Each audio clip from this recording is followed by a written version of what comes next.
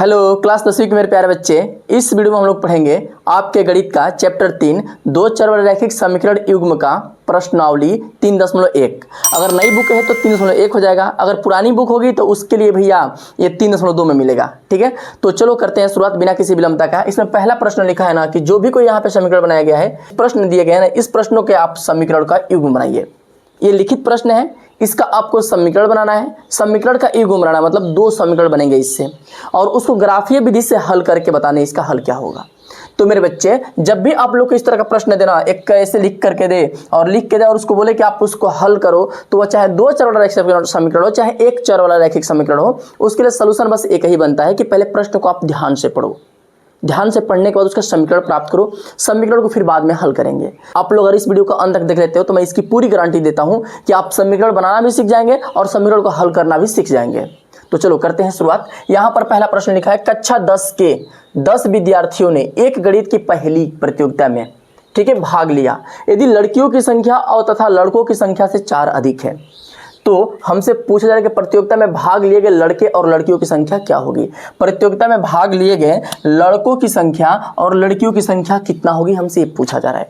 भाई प्रश्न बहुत सिंपल है, पहले आप ये देखो कि प्रश्न हमसे क्या बोला है। प्रश्न इसमें हमसे बस इतना सा बोल दिया है ना कि एक प्रतियोगिता हो रहा है, उसमें क्लास 10वीं के बच्चे भाग ले रहे हैं, और क्लास 10वीं के कितने बच्चे भाग ले रहे हैं, तो मात्र 10 बच्चे भाग ले रहे हैं। जैसे मानो आप क्लास 10 में पढ़ रहे हो, आपकी क्लास में कुछ बच्चे होंगे, 10 में लड़के लड़के दोनों होंगे, लेकिन एक प्रतियोगिता होगी तो प्रतियोगिता में सब लोग ना जाकर कुछ टॉपर बच्चे जा रहे हैं, 10 बच्चे जा रहे हैं। उस 10 बच्चों में कुछ लड़कियां कुछ लड़के हैं, तो कितने लड़के और कितने लड़कियां हैं वही हमको संख्या पूछा जा रहा है इस प्रश्न को हल करके ही। तो बच्चे टेंशन मत लो, सबसे पहले आप ये मानो कि हमको संख्या पता ही नहीं है, तो जिसको नहीं पता उसको मानना होता है एक्स और वाई। वैसे आप ए से लेकर जेड तक कुछ भी मान सकते हो, लेकिन मैं मानूंगा एक्स और वाई। तो लिखिएगा आप यहाँ पे क्या है, लड़के और लड़कियों की संख्या प्राप्त करनी है ना। तो सबसे पहले आप ये लिखो बच्चे कि माना कि लड़कियों की संख्या, माना कि लड़कों, पहले लिख लो, लड़कों या लड़के किसी को लिख सकते हो ना। माना कि लड़कों की संख्या बराबर x। अब नेक्स्ट वही काम करेंगे, अब लिखेंगे माना कि, देखो माना के लिए डैश कर दो, की के लिए डैश कर दो, और लड़का के लिए ना यहां पर लड़की लिख देंगे, लड़कियों, ठीक है, लड़कियों की संख्या बराबर क्या मान लेंगे, y मान लेंगे। हालांकि की के लिए भी डैश और संख्या के लिए भी डैश हम कर सकते थे, लेकिन उसको लिख दिए भाई, ठीक है ना। तो यहाँ पर माना कि लड़कों की संख्या x है और लड़कियों की संख्या y है। मैं आपसे बोलता कि 10 बच्चे गए हैं तो उसमें से क्या क्या कंडीशन हो सकती थी, तो भाई 6 लड़के हो सकते थे, 4 लड़कियां हो सकती थी, या फिर ये भी हो सकता है कि 8 लड़के 2 लड़कियां हो जाए, या 8 लड़की 2 लड़के हो जाए, या 9 लड़के 1 लड़की हो जाए, कुछ भी हो सकता है। यहाँ पर 5 लड़के 5 लड़कियां, कुछ भी कॉम्बिनेशन हो सकता है, लेकिन सटीक क्या होगा वह इसको हल करके ही बताएंगे। और उसीलिए यहां पर संख्या हम माने हैं कि लड़का बराबर x और लड़की बराबर y। अब यहां पर क्या बोला है कि 10 बच्चे 10 विद्यार्थी थे गणित की पहली में, यानी कि लड़का और लड़की दोनों मिला के कितना हो रहे हैं, 10। तो शर्त नंबर 1 के अनुसार, शर्त 1 या प्रश्नानुसार 1 के अनुसार, ठीक है, शर्त 1 के अनुसार या प्रश्नानुसार 1 अभी लिख सकते हो क्योंकि प्रश्न के अनुसार जा रहे हैं। तो प्रश्नानुसार या शर्ता अनुसार, शर्त 1 के अनुसार क्या बोला है कि लड़का का संख्या और लड़की की संख्या दोनों जोड़ने पे कितना होगा भैया, 10 होगा। तो मैंने लड़का और लड़की दोनों को जोड़ के 10 कर दिया। क्लियर है, इसको आप मान लो समीकरण नंबर 1। अब पुनः प्रश्न को थोड़ा सा आगे बढ़ो। 10 बच्चे ने भाग लिया, अब आगे बोला है यदि लड़कियों की संख्या लड़कों की संख्या से 10 अधिक हो। जो लड़की हो रही है ना, लड़की लड़कों से, सॉरी 10 नहीं 4 अधिक है, जो लड़की हो रही है वो लड़का से 4 गो अधिक है।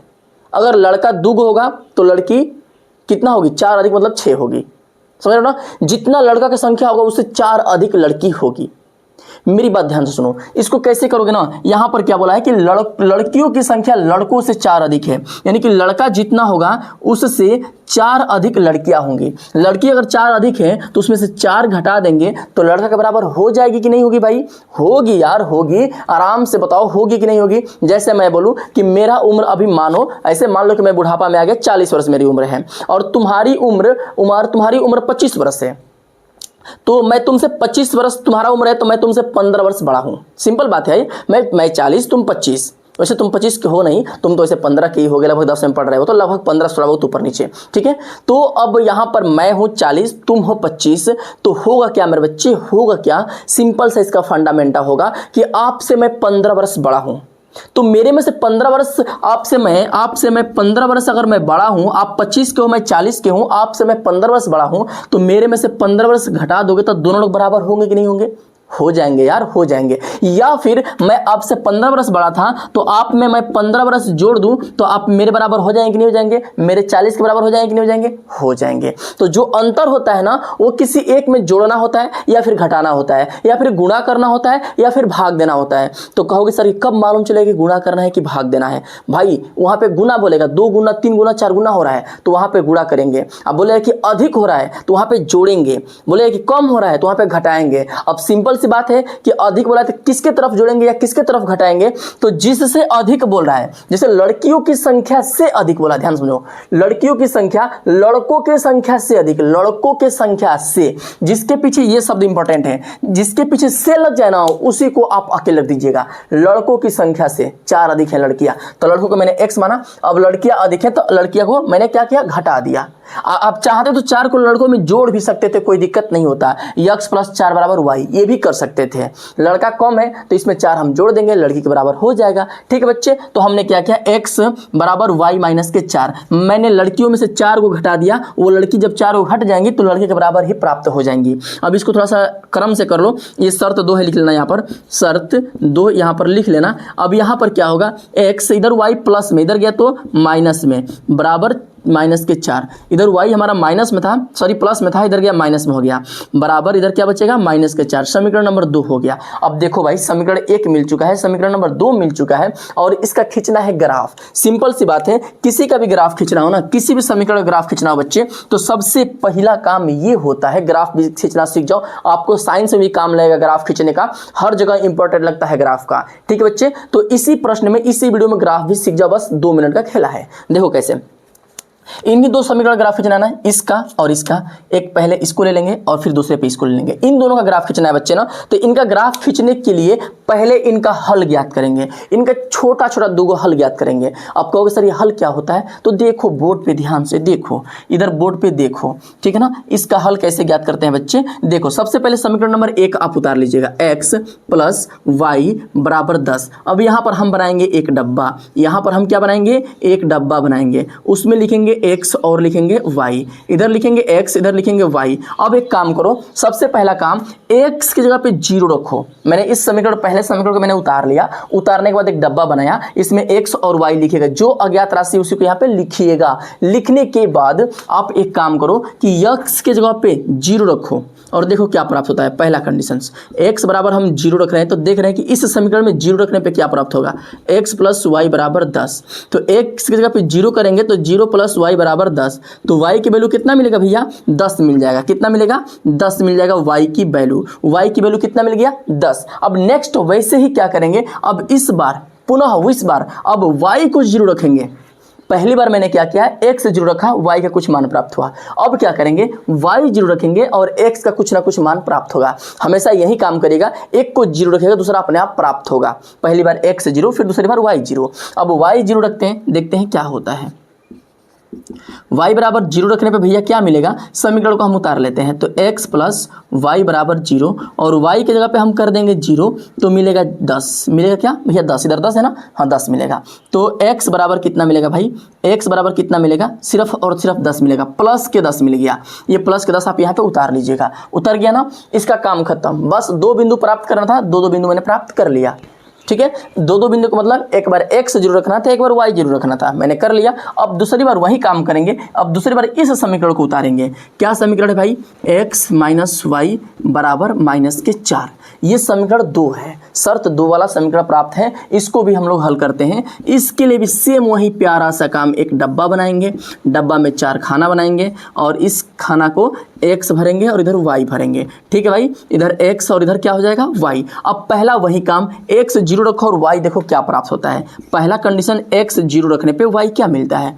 तो x - y समीकरण को हम उतार लेंगे। उतारने के बाद x के जगह पे 0 रखेंगे, माइनस के y बराबर -4। अब देखो भाई, 0 तो हमेशा कहीं भी रहेगा, खत्म ही हो जाएगा, तो 0 हमारा खत्म, बचेगा -y बराबर -4। माइनस से माइनस कैंसिल, y बराबर +4 बच गया। अब इसी का सेकेंड काम करेंगे, इस बार y को 0 रखेंगे। अब देखते हैं x क्या मिल रहा है।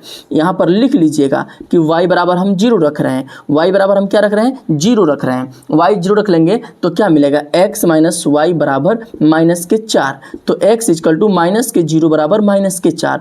x इजकल टू 0 के साथ माइनस है ना, खत्म हो जाएगा, बचेगा -4। यानी x की वैल्यू क्या मिलेगा बचवा, -4 मिल जाएगा। क्लियर है ना, x की वैल्यू -4 मिल गया। यही इसका भी हल, यानी कि इसका भी 2 बिंदु हमारा प्राप्त हो चुका है। अब इसका निकालना है ग्राफीय विधि पे हल। हमको ऐसे हल नहीं चाहिए था, हमको चाहिए था क्या, ग्राफ पर हल। अब ग्राफ पे कैसे हल करोगे, तो इसके लिए एक छोटा सा प्यारा सा काम करेंगे, एक बनाएंगे ग्राफ। मेरे बच्चे इसको आप एक बार नोट कर लो या फिर स्क्रीनशॉट ले लो, इसको मिटा के मैं अभी ग्राफ बनाऊंगा। चूंकि मेरे पास एक्स्ट्रा पेज नहीं है तो ग्राफ इधर ही बनाना पड़ेगा, ठीक है। तो चलो इसको मिटाता हूँ, ठीक है, इसको मैं मिटाता हूँ और ग्राफ को बनाता हूँ, ठीक है। ग्राफ भी देख लेते हैं। इसका ग्राफ में ना पता है, किसी भी प्रश्न में ग्राफ में कुछ करना नहीं होता यार। बस आप लोग कार्तीय तल पढ़े हो, क्लास 8वीं में भी पढ़े होंगे, 9वीं में भी पढ़े होंगे, 10वीं में भी आप लोग थोड़ा बहुत हो सकता है पढ़ लिए हो। अभी तो नहीं पढ़े हैं, अभी चैप्टर पीछे है, ठीक है ना, आगे जाएगा। तो चलो कोई बात नहीं, हम सिखाते हैं ग्राफ क्या होता है, क्या होते हैं कार्तीय तल। एक सिंपल सा प्यारा सा शब्द होता है, एगो रेखा ऊपर और एगो रेखा नीचे। हाई बीच में हमारा ऐसे दरार है, इसको कुछ मत मानिएगा, हमारा बोर्डवे खराब है तो बीच में दरार है, तो इसको मत टेंशन मत लीजिएगा। ये ऐसे काला काला हर वीडियो में हर जगह आपको देखने को मिलेगा, इसको आप कुछ मत मानिएगा। मानिए कि सिंपल है, ठीक है ना। आप लोग मैथ वाले हैं, आप लोग तो मानने में माहिर ही हो। बस ऐसे मान लीजिएगा, 2 गो रेखा खींचेंगे, एगो रेखा ऊपर जाएगी, एगो रेखा नीचे जाएगी। अब इस ऊपर नीचे वाली रेखा पे हम लोग एक और काम करते हैं। ये तो 2 रेखा आप लोग कर लिए, जैसे प्लस बनाते हो ना वैसे ही ये भी है भाई, जैसे प्लस बनाते हो वैसे ही, लेकिन बड़का प्लस है, तनी बड़का वाला, काफी पे छोटका बनाते हो बड़का प्लस है, ठीक है। तो अब यहाँ पर क्या करेंगे, इस प्लस वाले पे नंबरिंग करेंगे। जहां पे दोनों रेखा एक दूसरे को काटेंगे उसको मान लेंगे 0। और इसके पहले एक और सोचना, जो रेखाएं होती हैं इन रेखा का नाम होता है, इस सूती हुई रेखा को मानते हैं एक्स अक्ष, इसको मानते हैं एक्स अक्ष, और जो रेखा उठी हुई है उसको मानते हैं वाई अक्ष, ठीक है, उठी हुई रेखा को वाई अक्ष। अब इसमें भी एक कंडीशन होता है, जहां पे कट कर रहा है यहाँ से है +x, और जहां पे कट किया यहाँ से है -x, और जहां पे कट किया यहाँ से ऊपर +y, और जहां पे कट किया वहां से नीचे -y, ठीक है। यही होता। मानो तुम जमीन पे हो, जमीन से दाहिने तरफ गए प्लस में, जमीन से बाएं तरफ गए माइनस में, जमीन से ऊपर उड़ रहे हो, ऊपर हवा में उड़ रहे हो, जितना ऊपर गए उतना प्लस, और जमीन से जितना नीचे धंसोगे माइनस। तो वही चीज है, जमीन से नीचे जा रहा है माइनस हो रहा है। अब यहाँ पर एक काम करते हैं, नंबरिंग करते हैं, 1 2 3 4 5 6 7 8 9 तक में लगभग हो जाएगा। अरे भाई 10 तक ले जाना पड़ेगा। देखो ना, सबसे बड़ा अंक है 10 है ना, तो 10 तक ले जाना पड़ेगा इसको। 10 तक कर लीजिएगा, 10 तक कोई दिक्कत नहीं है भाई, 10 तक कर लीजिएगा, ठीक है ना। अब इधर भी वही काम, 1 2 3 4 5 6 7 8 9 10। इधर भी सेम वही काम, 1 2 3 4 5 6 7 8 तक रह जाएगा। काहे कि माइनस में जाता है, माइनस में कौन बड़ा का ढेर लगेगा नहीं, माइनस का सबसे बड़ा अंक है तो 4 है, तो ये काम हो जाएगा, यहीं तक रहने देते हैं। फिर इधर 1 2 3 4 5 6 7 8 रहने देते हैं, यहीं तक काम हो जाएगा, ठीक है ना। इतना ही पे काम हो जाएगा। अब आप सबको पता है भाई कि जहाँ पे ये चिन्ह होता है ना, उसको अंडरलाइन, उसको चिन्हित करना होता है कि 5 हमारा जस्ट यहाँ में है, 6 7 यहाँ पे चिन्हित करना पड़ता है, 7 यहाँ में, तो 7 कहाँ मानेंगे, यहाँ की कहाँ, उसके लिए चिन्हित करना पड़ता है कि 7 यहाँ में है। 1 के लिए, 2 के लिए, 3 के लिए, 4 के लिए, 5 6 7 8 9 और ये रहा 10। वैसे ही अब देखो यहाँ से नीचे जाओगे ना, -y होता है, इसके सामने माइनस लिखना जरूरी है। मैंने तो पहले सब पे अंक लिखा था, लेकिन उसके बाद नीचे वाले पे माइनस लगाना, और बाएं तरफ वाले पे क्या लगाओगे, माइनस लगाओगे, ठीक है भाई, माइनस आप लगा दीजिएगा। मेरे बच्चे मुझे उम्मीद है कि आप बहुत अच्छे से ये कार्तीय तल बनाना सीख गए होंगे। इसको बोलते हैं कार्तीय तल, ठीक है ना। ये चतुर्थांश होता है, 4 भाग में बांटे, तो इसको बोलते हैं चतुर्थांश कार्तीय तल का, ठीक है। तो बच्चे ये आपको आ गया, तो अब आपको ग्राफ भी आ जाएगा। ग्राफ क्या करना होता है ना, कि ग्राफ इसी का एक छोटा सा हिस्सा है भाई, बहुत छोटा सा। इसको ना छोटे छोटे बच्चे सीख जाते हैं जो इतना कर लेते हैं तो, और मुझे उम्मीद है कि आप इतना कर ही रहोगे। क्या करना है, सड़क 2 लाइन खींचो, यहाँ से n प्लस में गिनती, यहाँ से n माइनस में 1 2 गिनती, यहाँ से ऊपर फिर प्लस में गिनती, यहाँ से n माइनस में गिनती। अब कुछ बच्चों के मन में डाउट होगा, सर ये कहाँ तक जाता है। बच्चे आपकी मर्जी, जहाँ तक ले जा सकते हो ले जाओ, प्लस इन्फिनिट से लेके माइनस इन्फिनिट तक। ये 10 के बाद 11 12 13 14 15 हज़ार लाख करोड़ अरब खरब मिलियन संग पदम, अरे जहाँ तक ले जाओ करो, और मतलब कि इन्फिनिट तक ले चले जाओ, बस काम खत्म। समझ लो कि सारा इन्फिनिट खत्म हो गया इसी में, ठीक ना। तो इतना तक जाता है ये। अब इसका बच्चे ग्राफ खींचना है ना, आप लोग अगर कार्तीय तल बनाना सीख गए हो तो ग्राफ खींचना तो बहुत इजी है यार, छोटे छोटे बच्चे सीख जाते हैं। अगर मैं सिखाता हूँ ना तो मैं देखता हूँ मैं छोटे क्लास के बच्चों में भी सिखाता हूँ, सीख जाते हैं। बड़े क्लास के बच्चों की बात ही छोड़ो तो सब सीख ही जाते हैं, लोअर क्लास के बच्चे भी ग्राफ खींचना सीख जाते हैं। इतना आसान होता है। प्रोफेसर इतना आसान है? हाँ भाई आसान है। कैसे? तो बोर्ड पे ध्यान दो। सबसे पहले जो पहला समीकरण है बच्चे, जो पहला समीकरण है उसमें मैंने बोला था ना डब्बा बनाओ, तो जो डब्बा आपको सीधा सीधा इसे खींच लो। जो डब्बा आप बनाए थे उसमें सीधा सीधा एक्स वाई को एक संग मिला लो। मिल गया। एक्स को एक संग मत लेना, एक्स को एक्स के संग मत लेना, एक्स और वाई ऊपर नीचे ले लेंगे, तरह ले लिए हैं। अब इसे बिंदु देखेंगे क्या दिया है, तो एक्स में 0 है जिसको लेना ही नहीं है, 0 को कभी नहीं लेते हैं। वाई में +10 है, वाई में +10 कहाँ पे रहा बच्चे, ये रहा, इसके ऊपर चिन्ह लगा दीजिएगा। अब अगला क्या है, फिर अगला इसमें आ जाएंगे, इस लाइन को देखेंगे हम लोग, इसमें y बराबर 0 है, नहीं लेंगे। x में कितना है, +10 है, उसको लेना होगा। x में ये रहा +10 रहा। अब ये दो बिंदु मिल गया ना, ये दो बिंदु से मिला करके दोनों का, एक इसका बिंदु और एक इसका बिंदु, दोनों का अपना बिंदु मिल गया। अब दोनों को हम सीधी एक रेखा से मिला देंगे, इसी को बोलेंगे हमारा ग्राफ तैयार हो गया। इसी को बोलेंगे बच्चे ग्राफ तैयार। देख रहे हो कितना आसान है। इस समीकरण का ये ग्राफ बन चुका कंप्लीट। यहां पर लिखेंगे x + y = 10, यानी कि इस ये जो ग्राफ है वो इस समीकरण का ही ग्राफ है। क्लियर ना, जो इस समीकरण लिखा गया उसका ग्राफ ऐसे ही जाएगा। अब बात रही इसकी, तो इसका भी ग्राफ देखो बच्चे, बहुत सिंपल है यार, इसको भी देखो ना। सबसे पहले इसको सीधा सीधा मिला लो। इसमें क्या है, x में 0 है, लेंगे ही नहीं। y में +4 है, y में +4 है, ये रहा y में +4। अब x में 0 लेंगे नहीं। अब नेक्स्ट काम क्या है, इसको मिलाएंगे। x में -4 है, y में 0 लेंगे नहीं, y में 0 लेंगे नहीं, x में -4, x में -4, ये रहा x में -4, इसको मिला देंगे। ये दो बिंदु मिल गया, दोनों बिंदु को ऐसे प्यार से मिला दीजिएगा, मिल गया ना। अब इसी को हम लोग बोलेंगे कि ये ग्राफ इसका तैयार हो गया। इस रेखा के, इस ग्राफ के ऊपर इसका समीकरण हम लिख देंगे ताकि मालूम चल सके कि ये जो ग्राफ है, ये जो ग्राफ गया है इसी को ग्राफ बोलते हैं और इसको बोलते हैं। दो ग्राफ हो गया ना, ये मालूम चलेगा किस समीकरण का है, इसको देख देंगे सामने।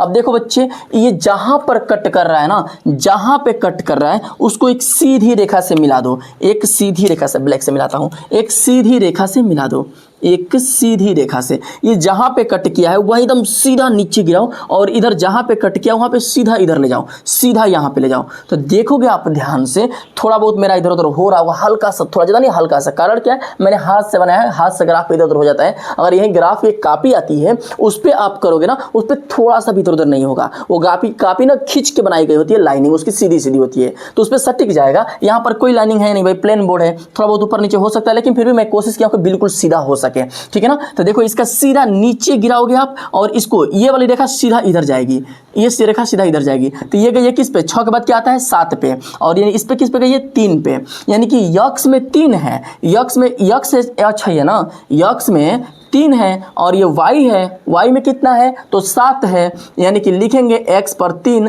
और y पर 7। और आपको याद होगा मेरे बच्चे, आपने माना था कि x जो होता है वो लड़का है। क्या है भैया, लड़का। और जो y माने थे वो किसको माने थे, लड़कियों को माने थे। आप अपने दिमाग को थोड़ा सा रिकॉल करो मेरे बच्चे, आपको याद होगा कि x हमारा लड़का था और y लड़की थी, और x की वैल्यू हम 3 प्राप्त कर रहे हैं, और y की वैल्यू कितना प्राप्त कर रहे हैं भैया, y की वैल्यू हम प्राप्त कर रहे हैं 7 प्राप्त कर रहे हैं। कितना प्राप्त कर रहे हैं, 7 प्राप्त कर रहे हैं। यानी कि हमको मिल चुका है इसकी वैल्यू। यानी कि जो हमारा आंसर होगा, नीचे आप प्यारा सा लिख दीजिएगा कि लड़का बराबर 3 और लड़कियों बराबर कितना होगा, 7 होगा। यानी कि उस कंपटीशन में लड़का कम लड़की अधिक हो रही है। पता है कारण क्या है इसका, अरे गधो, इसका कारण यही है कि तुम लोग पढ़ते नहीं हो, और लड़कियां तुम लोग ऐसे भरमा के चली जाएंगी या घर पे जाके लेटिया के पढ़ेंगी, और तुम लोग एक बार देख लो कि अरे वाह ऐसे क्या मुस्कुराई थी,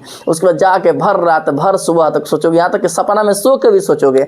अब वो सब एक बार करके फिर के चल गई, घंटा ना तुमको याद रखेंगे, कहा तुम भाड़ में जाओ। इसलिए कहता हूं थोड़ा सा पढ़ाई करो बच्चे, बाकी तो सब उम्र पड़ी हुई है, ठीक है ना। देखो ये बन गया लड़कों की संख्या और ये बन गई लड़कियों की संख्या। क्लियर है ना मेरे प्यारे बच्चे। अब हम लोग इस पहले के दूसरे प्रश्न पे आ गए हैं। इसको भी सेम उसी विधि से हल करना है कि ये प्रश्न लिखा गया है, इसके 2 युगपत समीकरण ज्ञात करने हैं, उसके बाद दोनों को ग्राफीय विधि से हल करना है। तो चलो सबसे पहले सिंपल हम इसका समीकरण बनाते हैं, समीकरण दोनों प्राप्त कर लेंगे, फिर उसे ग्राफ से हल करना तो और भी आसान हो जाएगा।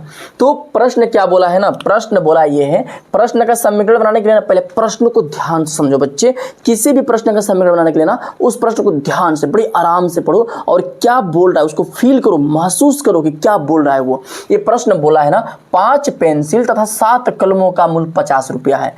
5 गो पेंसिल और 7 गो कलम का मूल्य 50 रुपया है। दोनों को जोड़ करके बता रहा है कि मूल्य 50 रुपया है। कुल मूल्य होता है, ठीक है ना, कुल मैंने लिखा हूं, ठीक है ना, कलमों का कुल, यहाँ पर कुल छूट गया, ठीक है बच्चे, कुल मूल्य 50 रुपये है, यानी कि दोनों को जोड़ करके 50 रुपया लिया जा रहा है। तो अब एक का अलग अलग कितना होगा मुझे भी नहीं पता और आपको भी ऐसे डायरेक्ट नहीं बता सकते हो, ठीक है, तुक्का पे लगे उसकी बात अलग है। तो इसमें क्या करना होता है ना, अगर हमको ऐसे मालूम चल जाए कि एक कलम का दाम कितना है, एक पेंसिल का दाम कितना है, तो एक पेंसिल का दाम अगर मानो कि 2 रुपया होता तो 5 पेंसिल का दाम हमको 10 रुपये मिल जाता।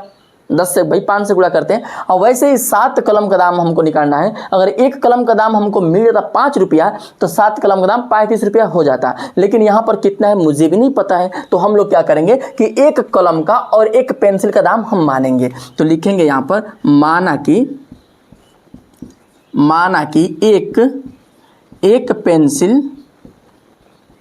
पेंसिल का मूल्य, ठीक है, एक पेंसिल का मूल्य बराबर कितना रुपए होगा भैया, x रुपए। अब वैसे ही नेक्स्ट माना कि एक कलम, देखो मैं डैश क्यों कर रहा हूं, आप लोग कहोगे सर डैश क्यों, तो माना के लिए एक सिंगल डैश उतार सकते हो, की के लिए सिंगल डैश, एक के लिए सिंगल डैश। अब यहाँ पर पेंसिल नहीं लेना, यहाँ पर लेना है कलम। अब एक कलम का दाम उतारना है इसलिए मैं कलम लिख दिया हूँ, का के लिए का, मूल्य के लिए मूल्य। अब एक कलम का दाम कितना होगा भैया, y रुपया। तो हमने एक कलम का दाम मान लिया, RS मतलब होता है रुपया, ठीक है ना, रुपया होता है। तो एक कलम का दाम आपको मिल गया y, एक पेंसिल का दाम आपको मिल गया x। तो यहां तक करने के बाद अब प्रश्न को पढ़ेंगे। प्रश्न हमसे ये बोल रहा है कि 5 गो पेंसिल और 7 गो कलम का मूल्य 50 रुपया है। तो हम क्या करेंगे ना, आप ये बताओ, एक पेंसिल का दाम हमको x रुपया है, एक पेंसिल हमारा x रुपये में मिलती है, तो 5 गो पेंसिल कितना में मिलेगी भैया, 5x में मिलेगी। अब जिनके भेजा में ये भी बात नहीं घुस रहा है तो फिर से सुनो, मैं बोलूं कि ये मार्कर, एक मार्कर 20 रुपया में है, तो ऐसा 5 को मार्कर क रुपया में मिलेगा, तो 20 5 100।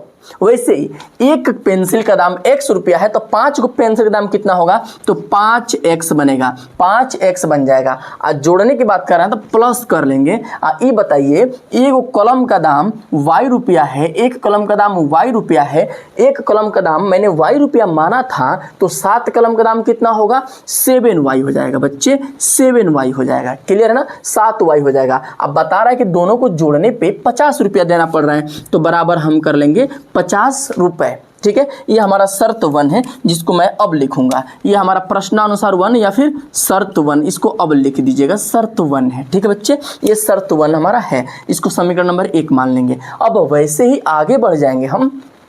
अब दूसरे समीकरण को बनाने के लिए क्या करेंगे, जबकि 7 पेंसिल का दाम, ये बताओ एक पेंसिल का दाम कितना माने हो भाई, x माने हो, तो 7 को पेंसिल का दाम कितना होगा, 7x होगा। यार सिंपल बात है यार, ये तो छोटा छोटा बच्चा भी सीख जाता है कि एक पेंसिल का दाम x, तो 7 पेंसिल का दाम 7 में 7x से गुणा करेंगे 7x बनेगा। अगर वहीं एक पेंसिल का दाम 3 रुपया होता तो 7 पेंसिल का दाम 7 तरीके 21 रुपया हो जाता।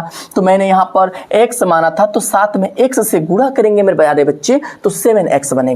तथा 5 कलमों का दाम, ये बताओ एक कलम का दाम कितना है भाई, y रुपये है, तो 5 कलम का दाम कितना होगा, तो 5y बन जाएगा। और दोनों को जोड़ लेंगे हम तो इसका वैल्यू हो जाएगा 46 रुपया। बराबर मान लेंगे समीकरण नंबर 2 मान लेंगे। ये शर्त 1 हो गया, ये शर्त हमारा शर्त 2 हो गया, ठीक है बच्चा। ये शर्त हमारा 2 हो चुका है। अब शर्त 1 और शर्त 2 दुगो का समीकरण हम लोग बना चुके हैं। अब समीकरण बन गया ना, तो दोनों का बिंदु ज्ञात करेंगे। ग्राफ के लिए पहले बिंदु ज्ञात करना पड़ता है मेरे बच्चे, तो इसका बिंदु हम कैसे ज्ञात करेंगे, इसके लिए ना आप यहीं पे हल कर लो, इधर ही हल करता हूँ, इधर चलो लो यहीं पे हल करता हूँ। पहले हम समीकरण नंबर 1 को हल करेंगे, ठीक है। लिखेंगे क्या, यहाँ पर समीकरण नंबर 1 को हल करेंगे और यहाँ पर उतारेंगे समीकरण नंबर 1। समीकरण नंबर 1 उतरेगा 5x प्लस 7y बराबर 50, और बनेगा यहाँ पर एक छोटा सा डब्बा, एक प्यारा सा डब्बा बनेगा।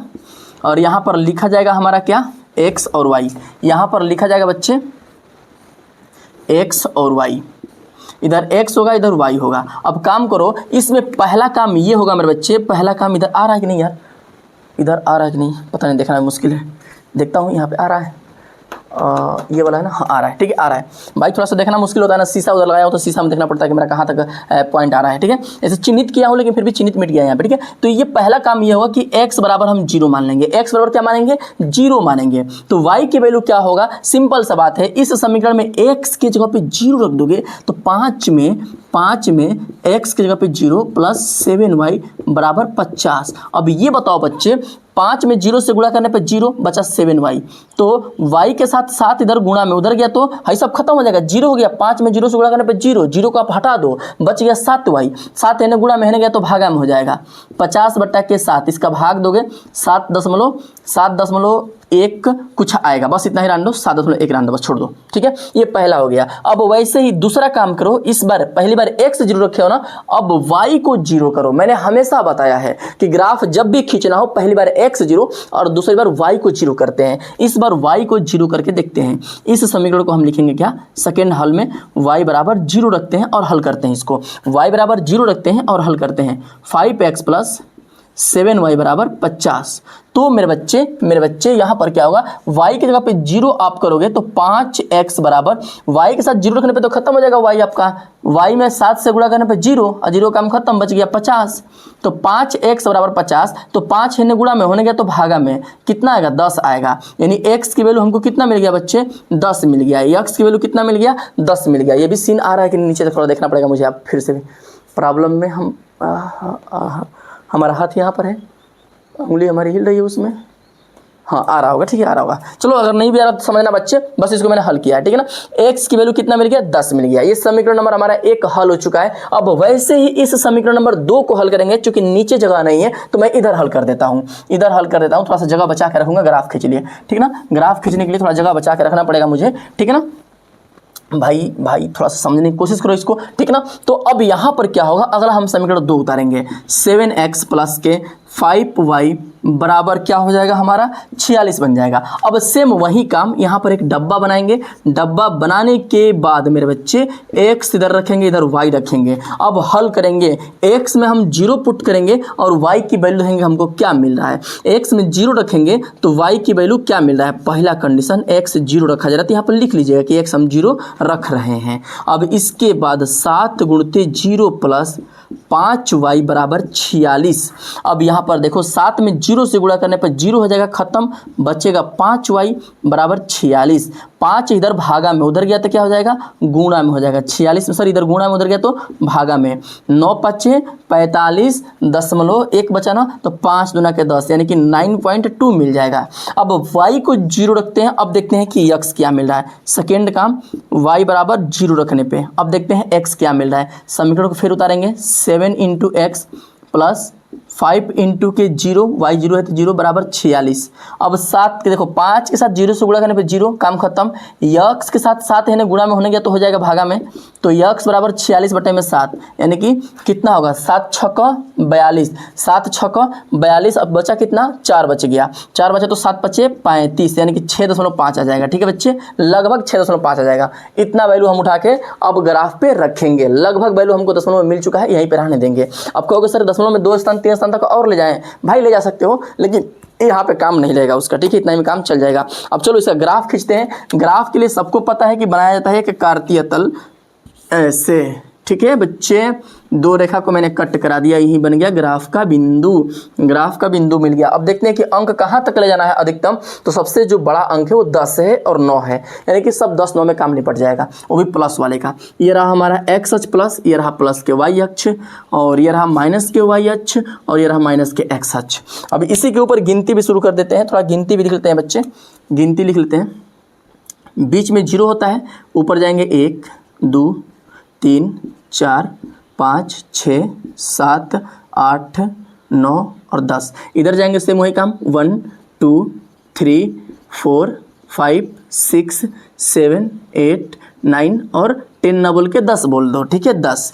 क्लियर बच्चे, थोड़ा हिंदी और इंग्लिश चलता रहेगा तो सही रहेगा। वैसे भी हमको इंग्लिश आता ही नहीं है, आप लोग को भी पता है कि इंग्लिश आता ही नहीं है, हमको नहीं पता है तो जान लो, इंग्लिश बस उतना ही आता है जितना मेरा काम चल सके, ठीक है बच्चे। अब देखो इसके इधर करेंगे क्या होगा, 1 2 3 4 5 6 7 8 9 10 ये सब माइनस में होते हैं। ये सब किस में होते हैं भैया? माइनस के होते हैं, ठीक है ना, ये माइनस के होते हैं, ये सब माइनस में चिन्हित करने के भाई यहाँ पर है। अब कहोगे सर दो बार माइनस क्या लगा रहे हैं? भैया दो बार माइनस नहीं है, माइनस बस है तो चिन्हित कर रहे हैं कि कहाँ है ये तो बस चिन्हित हो रहा है, माइनस एक ही बार है। अब इसके इधर भी चिन्ह हो जाएगा 1 2 3 4 5 6 7 8 9 और ये रहा 10, ये रहा भैया 10, बेन 10 का नाम सुने हो? बहुत पहले बैग पे लिखा करता था बेन 10, बच्चे खूब पसंद करते थे उसको, ठीक है ना। ये हो गया मेरा ग्राफ कार्तीय तल का कंप्लीट। अब इसी के ऊपर हमको चिन्हित करना है, पहला पॉइंट पे आते हैं। अब चिन्हित किसको करना है? x में 0 लेना ही नहीं है, y में 7.1। अब कहोगे सर 7 तो समझ में आता है लेकिन 0.1 तो हमको बिल्कुल हवा नहीं लग रहा। अरे टेंशन ना लो यार, हम है ना, जब हम है तकावत के गम है, ठीक है। अब यहाँ पर देखना है y में 7.1 प्लस के, y में 7.1 ये रहा 7। अब 0.1 है ना, 0.1 का मतलब देखो क्या होता है, इसको समझो पहले पान से। 0.1 0.2 0.3 0.4 0.5 0.6 0.7 0.8 0.9 और 10 आने से पहले डायरेक्ट आ जाता है। 10 का मतलब हो जाता है 1 का मतलब होता है कि 7 में 1 बढ़ जाएगा, हो जाएगा 8, ठीक। 10 का मतलब होता है जैसे 10 हुआ ना 10, तो 10 के पीछे 1 दशमलव लगता है, दशमलव उसमें लग रहा है ना, जैसे 0.1 है 0.2 है 0.3 है तो इनके पहले 0 होता है, तो ऐसे बढ़ता जाएगा ना, तो यहाँ पर बढ़ता 0.9 आएगा, 9 के बाद आएगा 10, दशमलव में 1 आसान पे लग जाएगा, यानी कि बन जाएगा 1। तो 7 में 1 जुड़ेगा, हो जाएगा 8, ठीक है, हो जाएगा 8। तो यानी कि इस 7 से 8 के बीच में 10 गो छोटा छोटा गैप होता है। तो इस 7 के बाद 7.1 है ना, 1 का मतलब मान के चलो कि तरह 1 होता है, 2 3 4 5 6 7 8 9 तक जाता है। तो में पहला 1 है तो मतलब पहला स्टेप ही में ना होगा, है क्या आसपास कहीं होगा, मान लो कि भाई यहाँ है कर काम खत्म। अब इसका देखो y में 0 है, x में प्लस के 10 है, y में 0 है, x में प्लस 10, ये रहा, ये दो बिंदु मिल गए ना, दोनों को मिला दो, ये रहा और ये रहा, इन दोनों को आप ऐसे प्यार से, अरे भैया ये दूर भाग गया, लो घबरा गया, दूर भाग गया, तो टेंशन लेने का थी है, हम लोग 10 को मान लेते हैं कि यहाँ आ गया, लो काम खत्म। हम लोग इतना पीछे थोड़े हैं, 10 यहाँ था लेकिन अब यहाँ आ गया। अब कहोगे सर हम कैसे घबराएंगे, हमारा काफ़ी पे तो कलम से हो जाएगा। अरे बच्चा टेंशन ना लो, तुम्हारे पास कलम से होगा तो तुम्हारे पास इंचिन भी होगा, तुम इंचिन से मिला के ही खींचना, ठीक है ना। हमारे पास इतना बड़ा इंचिन है नहीं तो हम क्या करें, जुगाड़ पे काम चला दिए हैं, ठीक है। अब अगला देखो, इसका भी काम कंप्लीट। अब इसको देखते हैं, इस दूसरे वाले समीकरण में आते हैं, इसका पहला पॉइंट लेते हैं। पहला पॉइंट x में 0 लेंगे नहीं, y में 9.2 है तो y में 9.2 प्लस के माइनस प्लस वाला 9.2, ये रहा 9, इसमें 0.2 है ना, मतलब दूसरा स्टेप लगभग यहाँ पे पहुंचेगा, ठीक है। अब ये भी काम कंप्लीट हो गया। इसको देखते हैं भैया, इसको देखते हैं, ये क्या है ना, y में 0 है और x में प्लस के 6.5 है, x में प्लस के 6.5 दशमलव समझते हो, 6 से आगे आधावा पे हो जाएगा। इन दोनों को मिला देंगे, कहाँ गया, इसको और इसको मिला देंगे मेरे बच्चे, मिल गया, ठीक है ना, मिल गया ना बच्चे, मिल गया, हाँ मिल गया। अब इसका हल निकालना है ना बच्चे, तो देखो कि कहाँ पे कट किया, जहाँ पे कट करेगा उसी को सीधा सीधा ग्राफ की तरफ बढ़ाएंगे, जो अक्ष है अक्ष के तरफ बढ़ाएंगे, सीधा सीधा दाएं तरफ गिराएंगे और नीचे गिराएंगे, दायां बायां और नीचे या ऊपर, यही गिराना होता है। तो ये सीधा नीचे गिरेगा, नीचे में पता है देखो ना, हम जब इसको मिटा के तने आगे बढ़ाए ना, तो आगे बढ़ गया, ये जाएगा लगभग 3 पे, ठीक है। और हेने का ऊपर होगा ना, हेने ये 5 पे जाएगा, लगभग 5 पे जाएगा 5 पे सटीक, लेकिन हमारे ग्राफ में थोड़ा सा उल्टा हो रहा है, पता है, थोड़ा सा रेखा तिरछी जा रही है। कारण क्या है, मैंने इसको बढ़ा दिया था, अगर ये यहाँ पे होता तो ग्राफ और नीचे आके कटता, जो कि इधर ही मिल जाता, ठीक है बच्चे। तो ये ग्राफ में इधर उधर होता रहता है, अंक दूर और पास होने की वजह से, लेकिन आप लोग कॉपी पे खींचोगे ना, सटीक जाएगा, सटीक वो 3 और 5 पे ही मिल जाएगा। यानी कि y अक्ष पे हमारा 3 मिल रहा है, तो यहाँ पर लिखेंगे क्या, और x अक्ष पे 3 और y पे 5 है। x पे 3 है ना, तो पहले x वाला लिखते हैं, अब बाद में y वाला लिखते हैं। ये नहीं कि आगे आगे तो पहले 5 लिख देंगे बाद में 3, ऐसा गलती मत करिएगा। पहले x पे जो काट रहा है वो लिखेंगे, बाद में y लिखेंगे, 3 और 5, और लिख दें कि ये x अक्ष है, ये y अक्ष पे है। x और y, आगे वाला हमेशा x माना जाता है और पीछे वाला हमेशा y माना जाता है बच्चे। यानी x की वैल्यू हमको कितना मिल रहा है, 3 मिल रहा है, और y की वैल्यू हमको कितना मिल रहा है, 5 मिल रहा है। तो यहाँ पर लिखिएगा x बराबर 3 और y बराबर 5, यानी कि एक कलम का दाम जो मिलेगा बच्चे वो 3 रुपये हो जाएगा, और एक पेंसिल का दाम 3 रुपये और एक कलम का दाम 5 रुपये हो जाएगा। देख रहे हैं ना, ग्राफ से भी हम लोग निकाले, कितना आसानी से निकाल लिए हैं।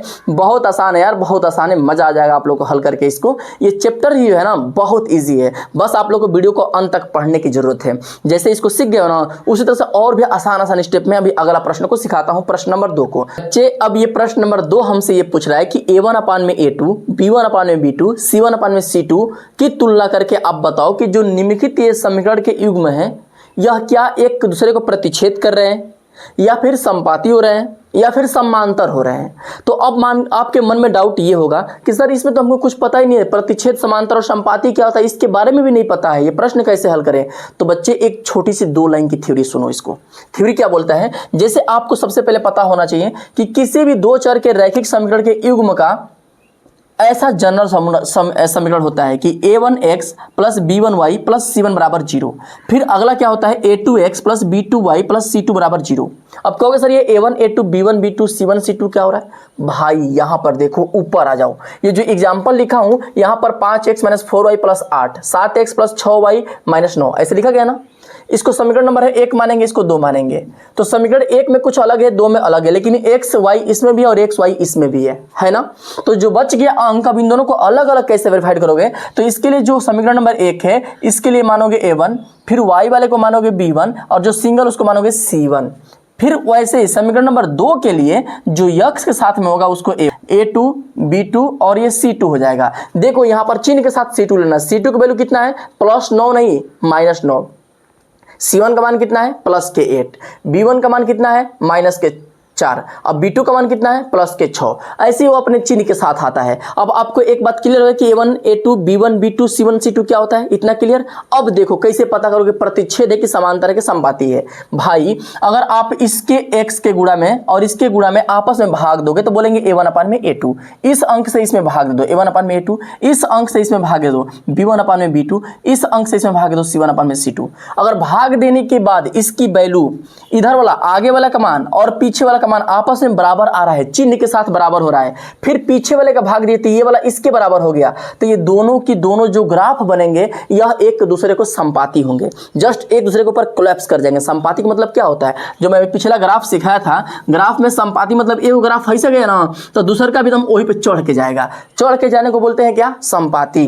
अब तीसरा वाला समांतर, समांतर कब होगा भैया, इसका इसमें भाग दो, a1 का a2 में भाग दो, जितनी वैल्यू है b1 का b2 में भाग दो, ये दोनों बराबर हो जाए, लेकिन c1 का c2 में भाग दो, इसका मान कुछ अलग हो जाए, ये इन दोनों के बराबर ना हो रहा, जैसे इसका 2/3, इसका भी 2/3, इसका 4/7 आ जाए तो ये अलग हो गया। तो इसका बोलते हैं ना, ये वाला क्या होता है, समांतर होता है। जैसे ये रेखा है, एक रेखा ग्राफ ऐसे गया तो दूसरा ग्राफ इससे हट के जाएगा, जैसे ट्रेन की पटरी का वो मिलता है नहीं समांतर, वैसे ही दोनों समांतर हो जाएंगे।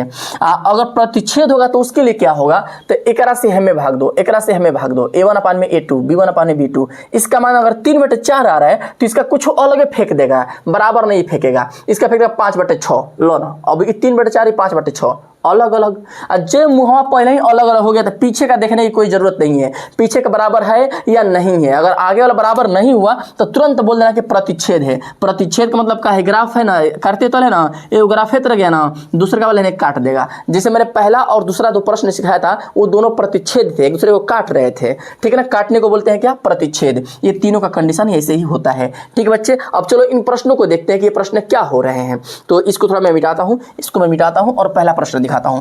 पहला प्रश्न देखो बच्चे, पहला प्रश्न ये वाला है, इसमें पता करना है a1 अपान में a2 b1 अपान में b2 c1 अपान में c2 की तुलना करके कि ये क्या होगा। तो सबसे पहले आप यहां पर लिख लो बच्चे, a1 अपान में a2 बराबर b1 अपान में b2 बराबर c1 अपान में c2। अब आपके मन में डाउट होगा कि सर आप बराबर हर जगह क्यों लगाए हो। भाई मैंने बराबर लगाया है, ठीक है, लेकिन अभी इसको देख लें कि बराबर जहां पे नहीं होगा अपन मन ही कट पिट कर देंगे, वो बाद में चेंज भी कर लेंगे उसको, ठीक है। अब वैल्यू रखो, a1 का मान कितना दिया है, +5, a2 का मान कितना दिया है, +7। अब बराबर को लिख लो, बाद में बराबर नहीं हो तो कट पिट कर देंगे। फिर b1 है, b1 का मान कितना है, -4 बटे में b2 है, b2 का मान कितना है, +6 बराबर c1 है, c1 का मान कितना है, +8 अपान में c2 है, c2 का मान कितना है, -9। अब इसको थोड़ा हल कर लो और देख लो कि बराबर हो रहा है कि नहीं हो रहा है। तो ये 5/7 कटेगा नहीं, ऐसे ही उतर जाएगा, बराबर ये कटा देंगे तो 2 होगा, ये कटा देंगे तो 3 होगा, -2/3। अब ये बताओ मेरे बच्चे, ये प्लस में और ये माइनस में, ऐसे ही देखने में अलग अलग हो गया, ये बराबर नहीं है और अंक में भी अलगाव है, ये 5/7 ये 2/3 ऐसे ही अलग है। इसके बाद ये बराबर है तो उतार लेंगे, इसको भी से कोई फर्क नहीं पड़ता है। आपको मैंने पहले ही बताया था, जब आगे वाला बराबर नहीं हो जाए ना तो तुरंत आप पीछे वाला टेस्ट मत करना, तुरंत बोल देना क्या, देखो आगे वाला मुंह बराबर नहीं है तो क्या होगा, इसका मतलब प्रतिच्छेद होगा। क्या होगा भैया, प्रतिच्छेद हो जाएगा, प्रतिच्छेद, यानी कि जो पहला वाला है, ये पहला वाला जो ग्राफ बनेगा वो प्रतिच्छेद नेचर का है। इसका जो ग्राफ खींचेंगे ना वो प्रतिच्छेद होगा, यानी कि एक दूसरे को क्या करेगा, कट करेगा मेरे बच्चे, एक दूसरे को कट करेगा। अब वैसे ही दूसरा भी देख लेते हैं, इसमें भी वही काम, पहले a1 पता करो, फिर b1 पता करो, फिर क्या पता करोगे c1, अब a2 b2 और ये क्या रहा c2। ये समीकरण नंबर 1 था, ये समीकरण नंबर 2 था। समीकरण नंबर 1 में जितने अंक होंगे उसको a1 b1 c1 मानेंगे, समीकरण नंबर 2 में जो मिलेंगे a2 b2 c2 मानेंगे। क्लियर बच्चे? अब वही तुलना यहाँ पे करेंगे। इसको मिटा दूं क्या? मिटा दूं भाई?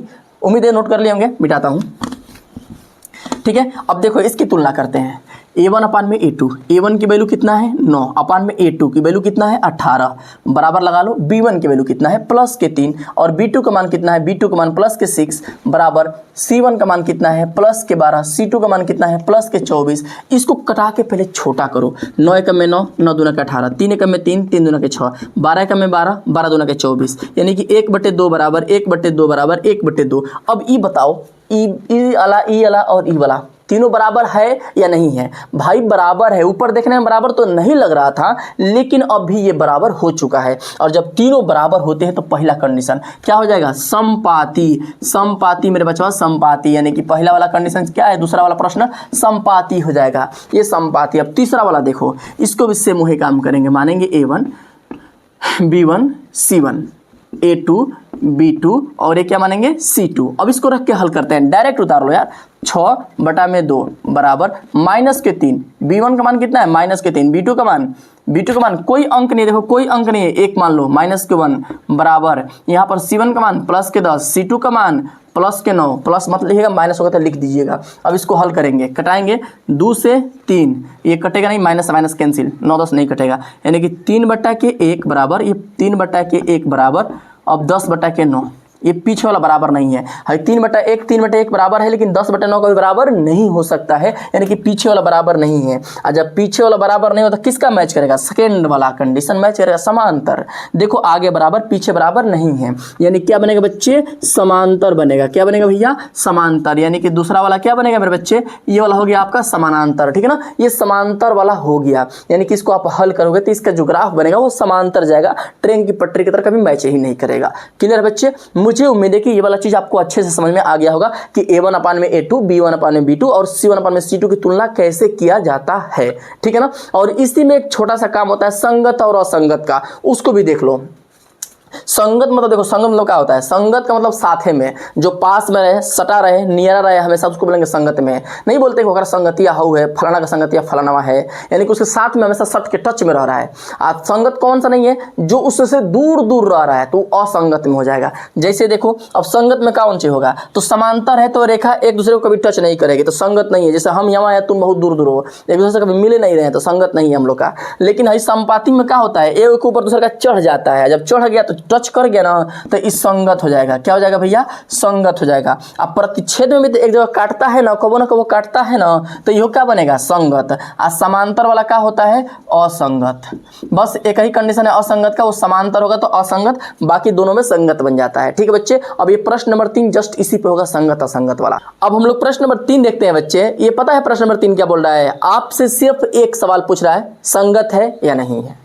लेकिन अब आप लोगों को प्रश्न थोड़ा सा अलग लग रहा है, सर संगत असंगत क्या होता है। भाई मैंने अभी पहले समझाया था ना, जो नियम a1 अपान में a2, b1 अपान में b2, c1 अपान में c2 पहले लगाया गया था, सेम नियम अभी भी लगेगा संगत और असंगत के लिए। ये 5 नियम पे काम करता है, प्रतिच्छेद के लिए, समांतर के लिए और संपाति के लिए, संगत और असंगत, पांचों इसी से प्राप्त होते हैं बच्चे, ये बात याद रखना। ठीक है ना, अगर आगे वाला दोनों बराबर नहीं है तो संपाति है, बस आगे वाला अगर कट कर गया तो प्रतिच्छेद है, और आगे वाला कट नहीं कर रहा, पीछे वाला कट कर रहा, मतलब पीछे वाला बराबर नहीं है तो समांतर है। अब इसी में समांतर संपाति समझ लो बच्चे क्या होता है। संगत का मतलब क्या, जो साथ में हो, जो किसी के पास में सटा हुआ हो, यानी कि देखो जो संपाति ग्राफ होती है वो बिल्कुल एक दूसरे पे कोलैप्स कर जाती है, तो सट ही रही हो तो पूरा सट रही है तो संगत में आएगी। और प्रतिच्छेद में क्या होता है कि चारों तरफ नहीं छटता है, लेकिन एक जगह कट करता है। प्रतिच्छेद मतलब एक जगह कट करना, जैसे ग्राफ है तो कहीं एक जगह कट कर गया तो प्रतिच्छेद हो गया। ठीक, तो प्रतिच्छेद में एक जगह कट कर रहा है तो भी तो एक जगह टच कर रहा है एक बिंदु पे ना, तो भी ये संगत में ही आएगा। और समांतर एक ऐसा कंडीशन है कि ग्राफ में अगर समांतर एक रेखा जा रही है, एक रेखा समांतर जा रही है दूसरे के, तो ये कभी टच ही नहीं करते हैं, ये ग्राफ इसके कभी टच नहीं करेगा। और जब टच नहीं करेगा तो संगत में नहीं आएगा। जैसे तुम हो और कोई ऐसा इंसान जिसको तुम कभी जानते ही नहीं हो, तो अब बताओ उससे तुम्हारा कभी मिलाप हो सकता है? नहीं हो सकता है। कोई ऐसा लड़का जो विदेश में पैदा हुआ हो, उसको तुम्हारा कभी मिलाप हो सकता है? नहीं। वो भाग अलग बात है, कभी कोई मिल गया अलग है, लेकिन मैक्सिमम संभावना कि ना मिलेगा। तो समांतर है जो कभी नहीं मिलता है, कभी नहीं मिलता है भाई, कभी मिलता ही नहीं है, तो वो क्या हो जाएगा? असंगत हो जाएगा। बस एक ही कंडीशन है असंगत का कि जब ये वाला प्रतिच्छेद करे, सॉरी समांतर हो तो असंगत होगा, बाकी संपाती हो या प्रतिच्छेद हो सबके लिए संगत ही बोलिएगा। अब देखो इस प्रश्न को हल करते हैं, सेम वही काम अपनाते हैं। पहले देखो इसको मानो A1, इसको मानो B1, इसको मानो C1। इसको आप इधर भेज सकते थे, लेकिन अगर दोनों तरफ बराबर के इधर है तो चलेगा, कोई दिक्कत नहीं है। अगर एक बराबर के इधर होता और एक बराबर के इधर होता तो दोनों को एक तरफ ही भेजा जाता C को। खैर दोनों बराबर के इधर है तो चल जाएगा, कोई दिक्कत नहीं है। फिर इसको मानेंगे A2, B2, इसको मानेंगे C2। अब तुलना करो भाई, अब तुलना करो। इसमें करना क्या है? A1 अपान में A2, B1 अपान में B2, C1 अपान में C2 करो। A1 अपान में A2 यानी कि 3/2, इसके बटा में इसको करो।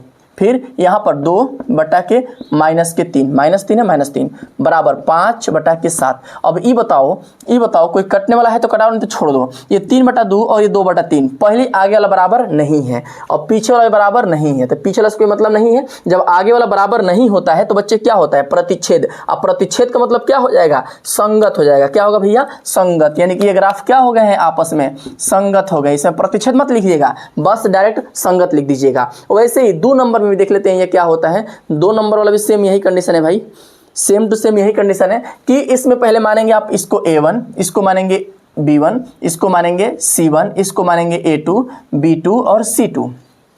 अब तुलना करेंगे, भाग देंगे। ऊपर ऊपर खड़े खड़े समझ सकते हो बच्चे, आप खड़े खड़े समझ सकते हो। 2 में 4 से भाग देना है बराबर -3 में -6 से भाग देना है बराबर 8 में 9 से भाग देना है। ये कटेगा, 2 एकम में 2, 2 दूना के 4, 3 एकम में 3, 3 दूना के 6। ये माइनस से माइनस कैंसिल। 1/2 बराबर 1/2 बराबर 8/9। अब देखो आगे वाला बराबर है लेकिन पीछे वाला बराबर नहीं है। और आप सबको पता है कि जब आगे बराबर होता है पीछे बराबर नहीं होता तो समांतर होती है। समांतर में क्या होता है?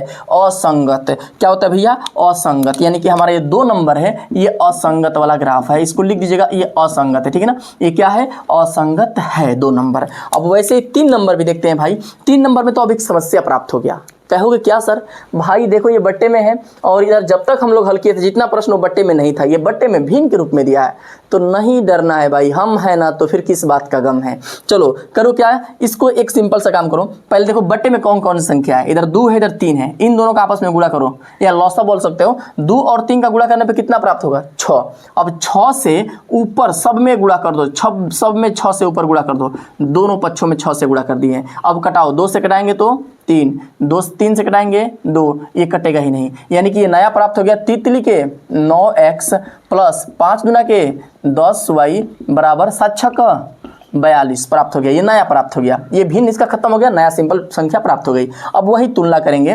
तुलना करने में A1 अपान में A2, B1 अपान में B2 मानिएगा। अब इसको भूल जाइए। अब ये हमारा बनेगा A1, ये बनेगा हमारा B1, ये क्या बनेगा? C1, ये बनेगा A2, ये बनेगा B2 और ये क्या बनेगा? C2। अब तुलना करके इसकी भाग दो बच्चे, भाग दो। यानी कि 9 में 9 से भाग देंगे बराबर B1 में कितना है? 10 और इधर कितना है? -10 बराबर इधर कितना है?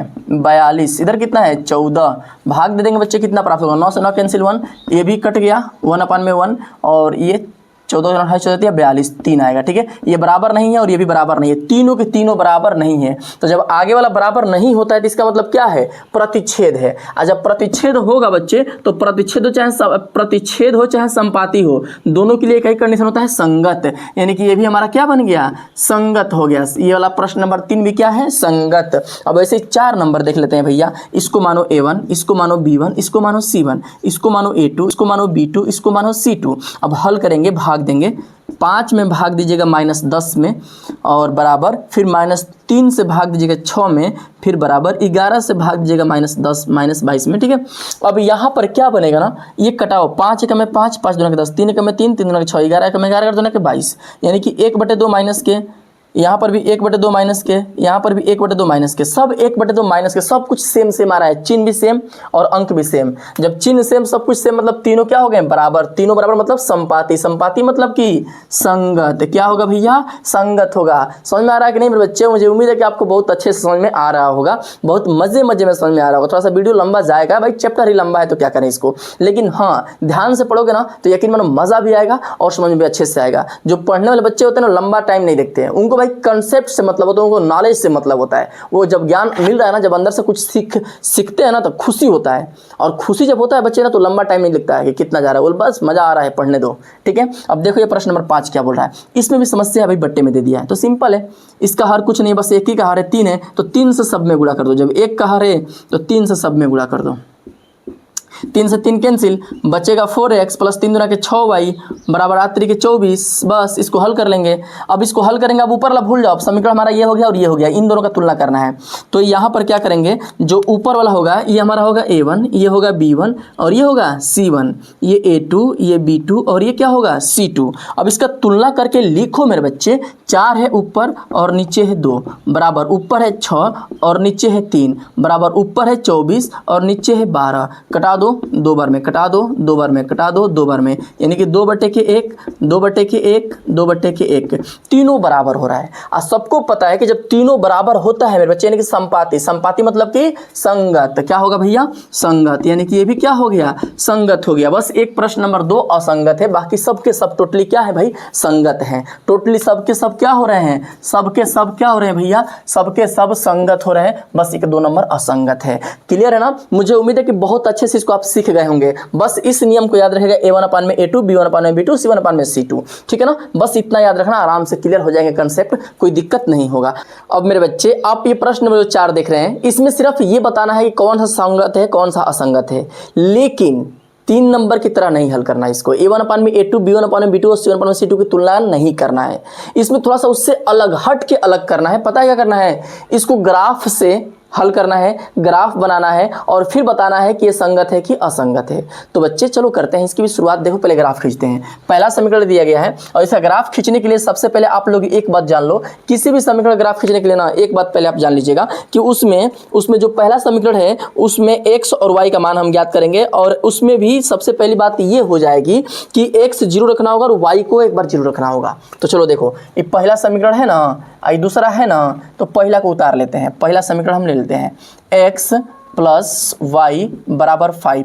यहाँ बनाएंगे 2 गो डब्बा, यहाँ बनाएंगे 2 गो डब्बा और डब्बा बना के ऐसे खींच लेंगे खाका। इधर लिखेंगे x, इधर लिखेंगे y। पहले x में 0 रखेंगे फिर y देखेंगे क्या मिलेगा। पहला कंडीशन x 0 रखने पे y क्या मिलता है, तो x 0 रख देंगे यहाँ माना, तो 0 प्लस y बराबर 5। तो y की वैल्यू कितना मिल गया, प्लस के 5, y की जगह पे प्लस 5। अब दूसरा काम ये हो जाएगा बच्चे, सेकेंड काम, कि इस बार y बराबर 0 रखिएगा। y बराबर 0 रखेंगे और x क्या मिलेगा देखते हैं। तो x प्लस y की जगह पे 0 बराबर 5, 0 खत्म हो जाएगा तो x की वैल्यू मिलेगी 5। मिल गया ना, पहला समीकरण का हमको बिंदु 2 मिल चुका है। अब वैसे ही दूसरे समीकरण का 2 बिंदु प्राप्त करेंगे। इस दूसरे समीकरण का 2 बिंदु प्राप्त करेंगे तो इसके लिए दूसरा समीकरण हमको उतारना पड़ेगा, 2x प्लस 2y बराबर 10। अब यहाँ पर क्या होगा मेरे बच्चे, सिंपल सी बात यहाँ पे ये हो जाएगी कि यहाँ पर आप इसमें बनाओ एक डब्बा। डब्बा बनाने के बाद वहीं सेम टू सेम वही काम x और y। इस बार x की जगह पे पहला काम 0 रखेंगे और y देखेंगे क्या मिल रहा है हमको। x जब हम 0 रखते हैं पहला कंडीशन, तो यहाँ पर क्या मिलेगा, 2 × 0 प्लस 2y बराबर 10। तो x में 0 से गुणा, सॉरी 2 में 0 से गुणा करने पे 0 हो जाएगा, 0 नहीं लिखेंगे, और 2 में y से गुणा करने पे 2y बनेगा बराबर 10। 2 इधर गुणा में इधर आया तो भागा में हो गया, यानी y की वैल्यू प्लस के 5 मिल रही है। x 0 रखने पे y प्लस 5। और सेकेंड, जब हम y को 0 रखते हैं तो फिर देखते हैं x क्या मिल रहा है। तो यहाँ पर क्या होगा, 2 गुणते x प्लस 2 × 0 बराबर 10। अभी 2 में x से गुणा करने बनेगा 2x, 2 में 0 से गुणा करने पे 0 बराबर 10, 2 से कटाएंगे 10 को मिलेगा 5, यानी x की वैल्यू कितना मिल रहा है, 5 मिल रहा है। यानी कि समीकरण नंबर 1 को हम ग्राफ प्राप्त कर लिए हैं, समीकरण नंबर 2 का 2 बिंदु प्राप्त कर लिए हैं। अब बस इसका ग्राफ खींचना है। तो बच्चे इसका ग्राफ मैं इधर खींच देता हूँ, देखो इधर खींच देता हूँ कार्तीय तल पे, चूंकि इसको यहीं खींचता हुआ तो जगह कम पड़ जाएगा ना, मिटाना पड़ जाएगा। ठीक है, तो मैं यहाँ पे खींच देता हूँ, यहाँ पे देख लो इसका ग्राफ खींचता हूँ। सबसे पहले देखो सबसे हाईएस्ट पॉइंट क्या है, 5 है ना, यानी कि 1 से 5 तक मैं काम काम हमारा हो जाएगा। देखो किसी भी समीकरण का ग्राफ बनाने के लिए बच्चे, किसी भी समीकरण का ग्राफ बनाने के लिए सबसे पहले दो गो रेखा इसे क्रॉस करिएगा, जिसको बोलते हैं, इसको बोलते हैं एक्स अक्ष, इसको बोलते हैं वाई अक्ष, या फिर कोटि और भुज भी बोल दिया जाता है, ठीक है ना। ये एक्स अक्ष प्लस में, वाई अक्ष प्लस में, इसके अलावा वाई अक्ष माइनस में और एक्स अक्ष माइनस में। अब गिनती शुरू करेंगे 1 2 3 4 5 तक रहने देते हैं, 1 2 3 4 5 तक रहने देते हैं। नीचे हमारा होता है माइनस में, ठीक है भाई, नीचे हमारा होता है माइनस में, नीचे हमारा जो होता है वो किस में होता है, माइनस में होता है। और इधर दाएं तरफ भी जाने पे, बाएं तरफ भी क्या होता है, ये भी हमारा माइनस में होता है। इधर ऊपर जाने पे ये हमारा होता है प्लस में, ठीक है बच्चे, ये हमारा होता है प्लस में, और इधर दाएं तरफ भी प्लस में। ये हमारा कार्तीय तल तैयार हो गया। अब इस पे बिंदु को डिनोट करेंगे, बिंदु को डिनोट करके उसका ग्राफ खींचेंगे। सबसे पहला समीकरण का ग्राफ खींचिए इसका। इसमें देखिए पहला हाई साई से मिलाते हैं, x में 0 है, लेंगे नहीं, y में प्लस के 5, y में प्लस के 5 ये रहा। अब देखो फिर अगला क्या है, y में 0 है, x में प्लस के 5 है, x में प्लस के 5 है। इन दोनों बिंदु को हम मिला देंगे, ऐसे कड़ाक दे मिला देंगे, थोड़ा सा इधर उधर जा रहा है तो जबरदस्ती मान लो, ठीक है ना। ये हमारा मिल गया। अब अगला सेम वही काम, इसका भी ग्राफ खींचेंगे, इसका ग्राफ कंप्लीट। अब इसका ग्राफ खींचते हैं। इसके ग्राफ में बिंदु देखेंगे, x में 0, y में प्लस 5, y में प्लस 5 ये रहा। अब अगला देखो y में 0 है और x में प्लस 5 है, x में प्लस 5 ये रहा। इन दोनों को मिलाएंगे तो सेम टू सेम इसी पे ही ग्राफ जाएगा, इसी पर ही जाएगा, यानी दोनों समीकरण ग्राफ सेम एक ही पे जा रहा है, ये बीच में फाका नहीं होगा, जस्ट उसी पे होगा। तो ये जस्ट एक ही के ऊपर जा रहा है बच्चे, तो इसको बोलते हैं क्या, संपाती। और आपको याद होगा कि संपाती है मतलब एक दूसरे को टच कर रहा है, और टच कर रहा है यानी कि छू रहा है ना, तनको से छू गया ना तो संगत में आ जाएगा। किस में आ जाएगा, संगत में। ई एक संगे सट गया है तो संगत होगा, क्या होगा भैया, संगत हो जाएगा। क्लियर है ना। अब वैसे ही इसको भी देखते हैं, समीकरण नंबर 2 को, इसको नोट कर लिए, मिटा रहा हूं, ठीक है ना, इसको नोट करिए, मिटाऊंगा।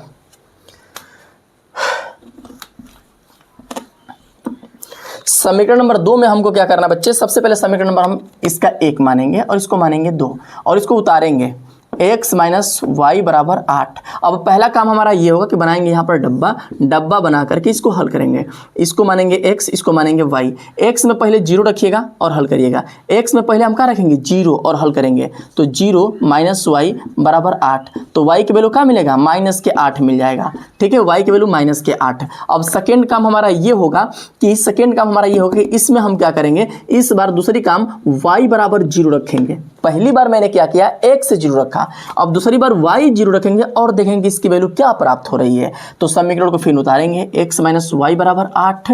अब देखो x माइनस वाई की जगह पे 0 रखिएगा बराबर 8, तो x की वैल्यू कितना मिल रहा है बच्चे, प्लस के 8 प्राप्त हो रहा है, x की वैल्यू प्लस के 8 मिल रहा है। अब वैसे ही समीकरण नंबर 2 को हम उतार लेंगे। 2 को भैया ये भी तो संगत ही है यार, देखो ना, इसका ये डबल किया, इसका ये डबल किया, इसका भी डबल किया, लेकिन ग्राफ से बोला तो चलो हल कर लेते हैं। अब समीकरण नंबर 2 को हम उतारेंगे। समीकरण नंबर 2 हमारा क्या है, 3x प्लस 3y बराबर 16 है। इसको हम हल करते हैं बच्चे, इसको हल करते हैं। इसके लिए भी सेम वही काम, बनाएंगे एक डब्बा बनाएंगे, उसमें बिंदु को ज्ञात करेंगे, x को और y को, ठीक है, x को और y को ज्ञात करेंगे, ठीक है बच्चे। तो अब देखो x 0 रखते हैं और देखते हैं y का वैल्यू क्या मिलता है। पहला कंडीशन, x 0 रखने पे y क्या मिलता है, 3x माइनस 3y बराबर 16। x की जगह पे 0 रखो तो 3 गुणते 0 बराबर 3y बराबर 16। तो ये 0 से 3 में 0 से गुणा करने पे 0 होगा, बचेगा माइनस के 3y बराबर 16। 3 है ना, गुणा में होने गया तो भागा में होगा, यानी y की वैल्यू माइनस के 16 बटा के 3, माइनस के 16 बटा 3 यानी क्या हो जाएगा, 5 3 5 15, 1 बच गया तो 3 3 के 9, यानी कि 5.3 माइनस के 5.3 मिलेगा इसकी वैल्यू। अब दूसरा काम हम क्या करेंगे, बच्चे, इधर ले लेता हूँ, y को 0 करते हैं। इस बार दूसरा काम हमारा y को 0 करना है और x की वैल्यू प्राप्त करना है। तो यहाँ पर सेम वही काम हो जाएगा भाई। एक मिनट,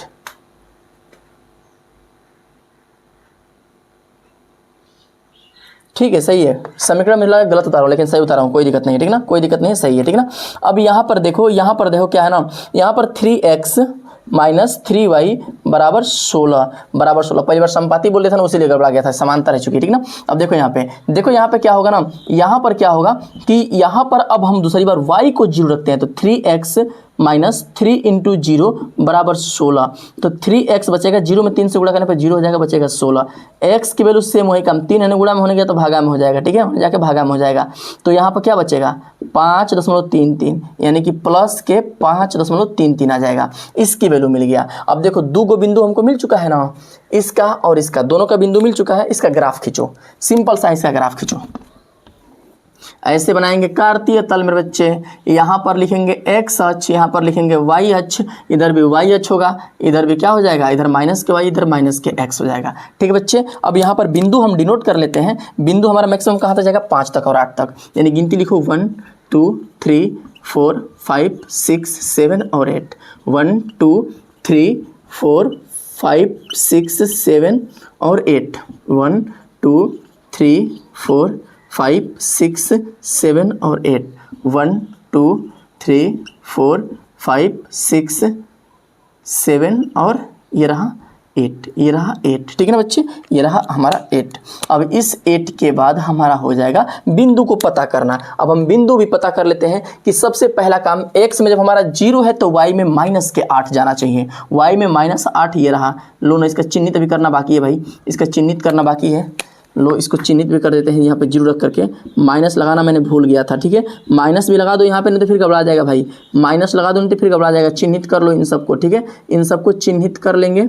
इसके बाद हम माइनस भी लगा लेंगे इधर। ठीक है ना, माइनस भी लगा लेंगे, नहीं तो फिर गड़बड़ी हो जाएगी बच्चे, फिर गड़बड़ी हो जाएगी। माइनस लगा दिए हैं। अब देखो हमारा काम किस पे है, वो x 0 है तो y में -8, y में ये रहा -8 ये रहा। अब अगला y में 0 रखने पे x में +8 है, x में +8। देखो 2 बिंदु मिल गया ना, दोनों को कड़ाक दे से भगा दो, दोनों को कड़ाक दे से मिला दो। मिला दिया गया, देखो ऐसे मिल गया। ठीक है बच्चे, ये मिल गया हमारा। अब मिलाने के बाद फिर इसको प्राप्त करेंगे। x में 0, y में -3, y में -5/3। x में 0 है तो y में -5/3 है, y ये रहा, इसमें -5/3 है। भाई देखो ये 5 है ना, 0.3 है ना, इधर कहीं आएगा, इधर कहीं आएगा। अब अगला देखो y में 0, x में +5.3, x में +5.3, x में +5.3, इधर कहीं आएगा। ठीक है ना, इधर कहीं आएगा। अब इन दोनों को हम आगे भगाएंगे, ऐसे आगे भगाएंगे बच्चे, तो ये दोनों पता है क्या होंगे, ये समांतर हो जाएंगे। एक दूसरे को कभी कट ही नहीं करेगा, एक दूसरे को कभी कट करेगा ही नहीं। ये दोनों एक दूसरे से बराबर दूरी पे हैं। ठीक है ना, तो इसका मतलब ये है समांतर। और आप सबको पता है कि जब समांतर होता है तो समांतर में जब टच नहीं कर रहा है और टच नहीं करेगा तो क्या बनेगा, असंगत बन जाएगा। क्या बनेगा भैया, असंगत बन जाएगा, असंगत बनेगा। ये असंगत ग्राफ है। जब कहीं पे टच कर जाता, प्रतिच्छेद कर जाता, तो उनको छुआ गया, कहीं हो छुआ गया तो संगत हो गया, साथे में है, और कहीं नहीं छुआया तो असंगत। ये हमारा असंगत है दूसरा वाला। ठीक है, अब चलो 3 नंबर देखते हैं। ऐसे ही इसको मिटा दो भाई, मिटा दूँ, इसको स्क्रीनशॉट लेना है ले लीजिए। 3 नंबर बताता हूँ, ठीक है ना। ये 3 नंबर भी एकदम जस्ट ऐसे ही करना है यार, एकदम झंडू झंडू सारा प्रश्न है, इसमें कुछ करना है नहीं, बस छोटे छोटे काम करने हैं ना, बस छोटे छोटे काम करने हैं कि x और y की वैल्यू ज्ञात करने आपको आनी चाहिए। और उतना आपको आ रहा है ना तो आप कर जाओगे, आपको दिक्कत कहीं पे नहीं होगा। देखो इसको भी सेम वही काम करते हैं। पहले आप समीकरण को उतारिए, फिर इसको हल करिएगा, इसको हल करिएगा। अलग अलग पेन से उतारते हैं ताकि आपको इसका अंतर समझ में आ सके। ठीक है ना, अंतर समझ में आ सके। इसका डब्बा भी हम बना लेंगे, इसका डब्बा बना लेते हैं।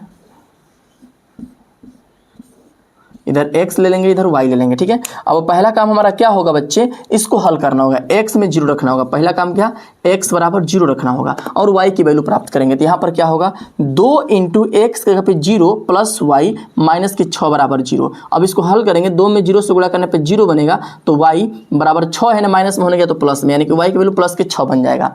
अब वैसे ही सेकेंड काम इसका क्या होगा बच्चे, सेकेंड काम इसका क्या होगा कि इस बार y को वैल्यू 0 रखेंगे, y की वैल्यू क्या रखेंगे, 0 रखेंगे और x का मान प्राप्त करेंगे। अब x की वैल्यू क्या मिलेगी, तो y की जगह पे 0 रख के आप देखो ना, 2 × x प्लस y की जगह पे 0 रखो, -6 बराबर 0, तो 2x -6 बराबर 0।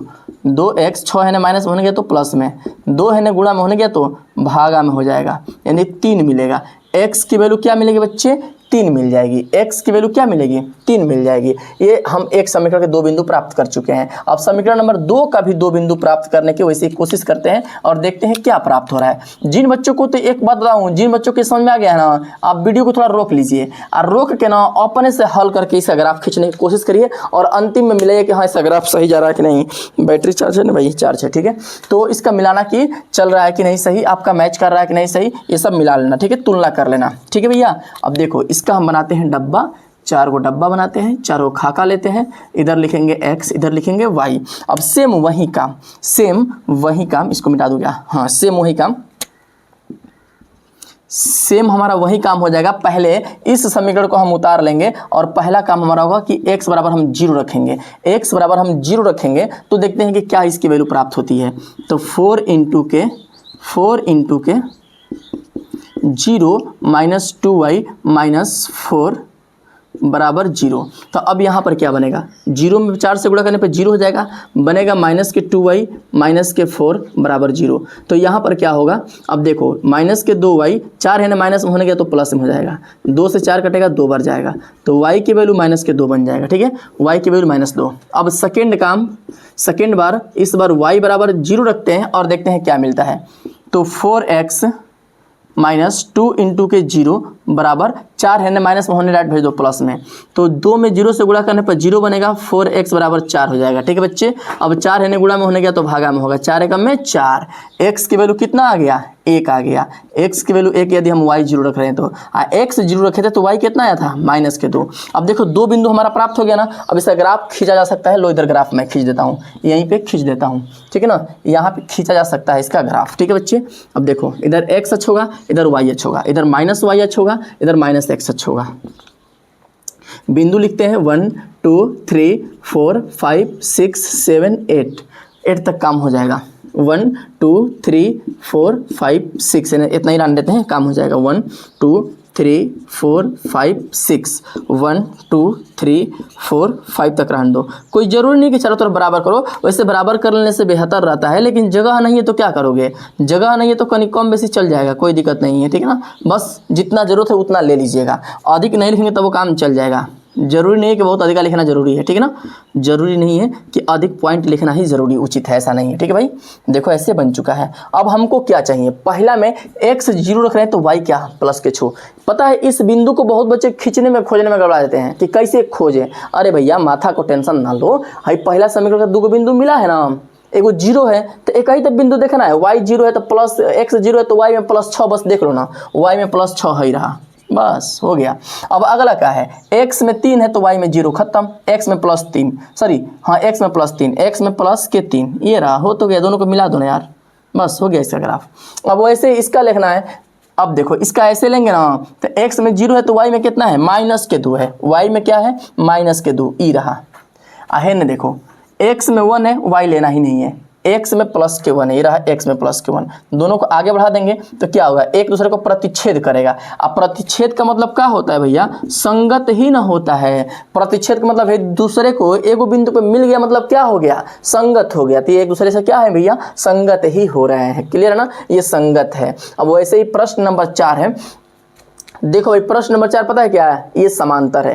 कैसे पता, इसका ये डबल, इसका ये डबल, इसका ये डबल से थोड़ा सा अलग, ये मैच नहीं कर रहा पीछे, ये आपका हो गया है समांतर। और समांतर जब होता है ना बच्चे, ग्राफ खींच के दिखाना, आप लोग के लिए मैं होमवर्क दे रहा हूँ। जब संगत होता है ना तो सॉरी समांतर होता है ना, तो समांतर में क्या होता है, असंगत प्राप्त होता है, असंगत प्राप्त होता है। ये प्रश्न बहुत ईजी है, इसलिए मैं छोड़ रहा हूँ, इसे मैं छोड़ता नहीं हूँ, लेकिन इसलिए छोड़ रहा हूँ ताकि आप सीखे हो या नहीं सीखे हो, ये आपके लिए मैं दिया हूँ। जस्ट इसको आप हल करके कमेंट बॉक्स में मुझे बताना कि यस सर मैंने कर लिया है हल, देखता हूँ कौन कौन इसको हल कर लिया है। ठीक है बच्चे ये प्रश्न नंबर 5 तो बहुत आसान दिया यार, एकदम बताऊं आपको, सिंपल 2 लाइन में इसको हल करोगे। देखो कैसे, 2 लाइन तो नहीं बोल सकता हूं, लेकिन बहुत जल्दी इसको हल कर जाओगे। देखो कैसे, आपको बोला कि एक आयतकार बाग है। आयतकार बाग मतलब समझ रहे हो कैसा होगा, देखो इसका चित्र बना के आपको हल कराता हूं। आयतकार बाग मतलब ऐसे आयत होगा, ठीक है, आयतकार, जिसकी लंबाई उसकी चौड़ाई से 4 अधिक है। मान लो कि ये इसकी लंबाई है और ये इसकी चौड़ाई है। ठीक है भाई, अब बोल क्या रहा है कि जो इसकी लंबाई है वो चौड़ाई से 4 अधिक है। सबसे पहले हमको ना लंबाई पता है ना चौड़ाई पता है, आप इसकी लंबाई मानो x और चौड़ाई क्या मानोगे, y मान लोगे। यहाँ पर लिख भी लेना, यहाँ पर लिख लेना कि माना की आयतकार बाग की, आयतकार पूरा फुल लिखना, आयतकार बाग की लंबाई बराबर x। अब वैसे ही नेक्स्ट, माना कि आयतकार बाग की चौड़ाई, ठीक है, आयतकार बाग की चौड़ाई क्या मानेंगे भाई, y मान लेंगे। अब सबको पता है कि जो इसकी लंबाई है वो चौड़ाई से 4 अधिक है। प्रश्न के अनुसार शर्त नंबर 1, शर्त 1 क्या बोल रहा है ना, कि जो इसकी लंबाई है चौड़ाई से 4 अधिक है। प्रश्न को ध्यान सुनो, चौड़ाई से अधिक है लंबाई। मैं बोलूं, ध्यान सुनो कैसे मानना, ध्यान सुनो, मैं बोलूं कि मैं आपसे आपसे 10 किलो अधिक हूँ, मैं आपसे 10 किलो अधिक हूँ, आप अगर 20 किलो के हो तो मैं कितना हूँ 30, आपके वजन में मेरा जितना अधिक जोड़ दो। ठीक वैसे ही इसकी जो लंबाई है चौड़ाई से 4 अधिक है, लंबाई चौड़ाई से 4 अधिक है। अगर इसकी जो लंबाई हम माने हैं x, तो जो लंबाई x मिलेगा वह जो x है वो चौड़ाई से अधिका है। ध्यान सुनना, ये जो है x, ये जो लंबाई है वो चौड़ाई से अधिका है, इस चौड़ाई से ये लंबाई अधिका है। ये कितना अधिक है? लंबाई चौड़ाई से अधिक है, इसकी चौड़ाई से ये लंबाई अधिक है। कितना अधिक है भाई? 4 अधिक है। जब ये 4 को अधिका है तो में से 4 को घटा दोगे तो दोनों बराबर हो जाएगा कि नहीं हो जाएगा? भाई आपसे बोला कि लंबाई अधिक है, इसकी लंबाई जो है वो अधिक है चौड़ाई से, चौड़ाई से लंबाई अधिक है तो मैं क्या करूं? जब अधिक है तो कम कर दूंगा। जैसे मैं बोला था कि आपके वजन से मैं 10 किलो अधिक हूं, अगर आप 20 किलो हो गए तो मैं 30 किलो होऊंगा। हालांकि अब आप 40-50 किलो हो गए, मैं 60 के आसपास होऊंगा, तो वो अलग बात है, लेकिन सिंपल मानने की बात कर रहा हूं मैं। तो आप 20 रहोगे तो मैं 30 रहूंगा, और दोनों को बराबर करने के लिए मेरे वजन में से 10 किलो घटा दो, दोनों बराबर हो जाएंगे। वैसे ही जो अधिक है उसमें से घटा दो तो x - 4 बराबर बनेगा y, या फिर विपक्ष में जोड़ भी सकते थे तो भी बात बन जाता। ठीक है ना? तो ये बन गया हमारा समीकरण नंबर 1। अब वैसे ही शर्त 2 हमारा क्या बन रहा है भाई? शर्त 2 हमारा क्या बोल रहा है कि यदि, फिर क्या बोला, अर्ध परिमाप जो है वो 36 मीटर है। अर्ध परिमाप 36, अर्ध परिमाप समझते हो क्या होता है? पूरा परिमाप ना हेने x है तो हेनियो x होगा, हेने y है तो हेने y होगा। पूरा परिमाप का मतलब चारों को जोड़ना होता है, और आधा परिमाप मतलब बस हेने आधा आधा जोड़ना होता है, आधा आधा हिस्सा। ठीक है ना? अर्ध परिमाप मतलब हाई दोनों हिस्सा जोड़ेंगे, हाई दोनों नहीं जोड़ेंगे, तो x और y जोड़ेंगे। x प्लस y बराबर कितना दिया है? 36 दिया है। ठीक है बच्चे, 36 हो गया। अब ये 2 समीकरण हमको मिल चुके हैं, समीकरण नंबर 1, समीकरण नंबर 2, दोनों को मिला के हल करेंगे, हमारी इसकी वैल्यू प्राप्त हो जाएगी। सिंपल है, इसको किसी विधि से हल कर सकते हो, प्रतिस्थापन से, विलोपन से, चाहे जिस विधि से मन करे उससे हल कर सकते हो। सिंपल सा आप एक काम करो, देखो y की वैल्यू यहाँ पे क्या लिखा है? x - 4 लिखा है ना, y बराबर x - 4 है, यानी कि इस y की जगह पे x - 4 आप लिख सकते हो। ये पहले से x था, प्लस था, अब यहाँ बच गया y, तो सबको पता है कि y की जगह पे x - 4 लिखा गया है, तो यहाँ पर लिखेंगे x - 4 बराबर 36। अब देखो इसको ब्रैकेट तोड़ेंगे, x मिलकर हो जाएगा 2x माइनस के 4 बराबर 36। अब 4 है ना, माइनस में होने गया तो प्लस में हो जाएगा, तो 36 में 4 जोड़ोगे मेरे बच्चे क्या मिलेगा? 40 मिलेगा। तो x के साथ 2 है ना गुणा में होने गया तो भागा में हो जाएगा, कटा देंगे तो ये कितना मिलेगा? 20 मिलेगा। x की वैल्यू हमारा कितना मिल गया भैया? 20 मिल गया। अब वैसे ही y का मान कितना आएगा? तो यहाँ पर रखना 20, अब में से 4 घटाओगे तो y की वैल्यू मिल जाएगा 16। यहाँ पर लिख देना मेरे बच्चे, x - 4 बराबर हमारा y था, तो यहाँ पर x की जगह पे 20 रखेंगे, -4 बराबर y, 20 में से 4 गया 16 बराबर y, यानी y की वैल्यू कितना मिल गया? 16, यानी कि यही इसकी बीमा हो गया बच्चे। आप लिख दीजिएगा, आप यहाँ पर सिंपल सा लिख दीजिएगा 20 और 16 प्राप्त हो रहा है, 20 और 16 प्राप्त हो रहा है, यही इसका क्या बन गया? आंसर बन गया। क्लियर बच्चे? देख रहे हो ना कितना आसान है, बहुत आसान ज्यादा है यार। अब बच्चे ये प्रश्न नंबर 6 दिया है, इसको थोड़ी ध्यान समझना पड़ेगा। कारण क्या है कि आपको एक समीकरण दिया गया, उसी समीकरण से आपको 2-3 समीकरण प्राप्त करने हैं अलग अलग। किसी में प्रतिच्छेद होना चाहिए, किसी में समांती और समांतर, और किसी में संपाती होना चाहिए। तो तीनों कंडीशन को हम लोग फुलअप करेंगे, आराम समझेंगे, ध्यान से देखो। सबसे पहले आपको क्या बोल रहा है कि आप इसको प्रतिच्छेद करती हुई रेखा खींचो जो इस समीकरण को प्रतिच्छेद कर रही हो। प्रतिच्छेद का कंडीशन क्या होता है कि a1/a2 और b1/b2 बराबर नहीं होगा, यानी आगे वाला का इसका गुणांक जो होगा बराबर नहीं होगा। तो सिंपल बात है, यहाँ 2 है तो इसमें आप 2 से गुणा करो, 4x बनेगा। अब प्लस है, यहाँ 3 है ना, तो इसमें 4 से गुणा करो, 4 3 12y, माइनस के 8 है ना, तो -8 है, उतारो चाहे कुछ उतारो, कोई फर्क नहीं पड़ता है, बराबर 0 कर लो। सिंपल सा है कि अब देखो, बस हमको इतना ध्यान रखो ना कि आगे वाला बराबर नहीं करना है, इतना ध्यान रखो, आगे वाला बराबर नहीं करना है। तो आगे वाला जब बराबर नहीं करना है, a1 और b1 को बराबर नहीं करना है, तो a1 में एक बार 2 से गुणा करना है हमें, तो हमें 3 से गुणा कर देना। हमें 2 से गुणा कर दो तो हमें 5 से गुणा कर दो, एक अलग संख्या से गुणा कर दो, सेम संख्या से गुणा मत करना, वो बराबर नहीं प्राप्त होगा। ठीक है? अगर सेम संख्या से गुणा करोगे तो बराबर ही प्राप्त होगा, इसलिए मुझे अलग रखना था, इसलिए मैंने अलग अलग संख्या से गुणा किया। इस तरह से इसके इनफाइनाइट समीकरण बनाए जा सकते हैं, मैंने ये आंसर ले लिया। अब वैसे इसको भी देखो, समांतर के लिए, समांतर में कंडीशन क्या होता है? आगे वाला बस बराबर होना चाहिए, पीछे नहीं होना चाहिए। तो आगे बराबर होना चाहिए ना, तो इसमें आप एक काम करो, 2 से गुणा करो, बनेगा 4x, इसमें भी 2 से गुणा करो, प्लस के 6y। मैंने बोला था ना, कोई भी संख्या ले सकते हो, 1 से लेके -a इनफिनिट से लेके प्लस इनफिनिट तक ले सकते हो, कुछ भी ले लो, आपकी मर्जी। मैंने 2 से इसमें गुणा किया। अब पता है कि पीछे वाला बराबर नहीं करना, c बराबर नहीं करना है, तो इसमें 2 से गुणा किया, इसमें 2 से गुणा किया हूं, और इसको बराबर नहीं करना है तो इसमें 3 से गुणा कर दूंगा, आत्रिका 24 बराबर 0। ये हो गया इसके समांतर। अब संपाती करना मतलब तीनों को बराबर करना है भाई, तो तीनों को बराबर करने के लिए क्या होगा? तीनों में सेम संख्या से गुणा करो, मान लो कि एक मैं अलग संख्या लेता हूँ, इस पर 5 लेता हूँ, 5 गुना के 10x plus 5 × 15y minus 5 × 8 = 40 equal to 0। ये बन गया इसके संपाती।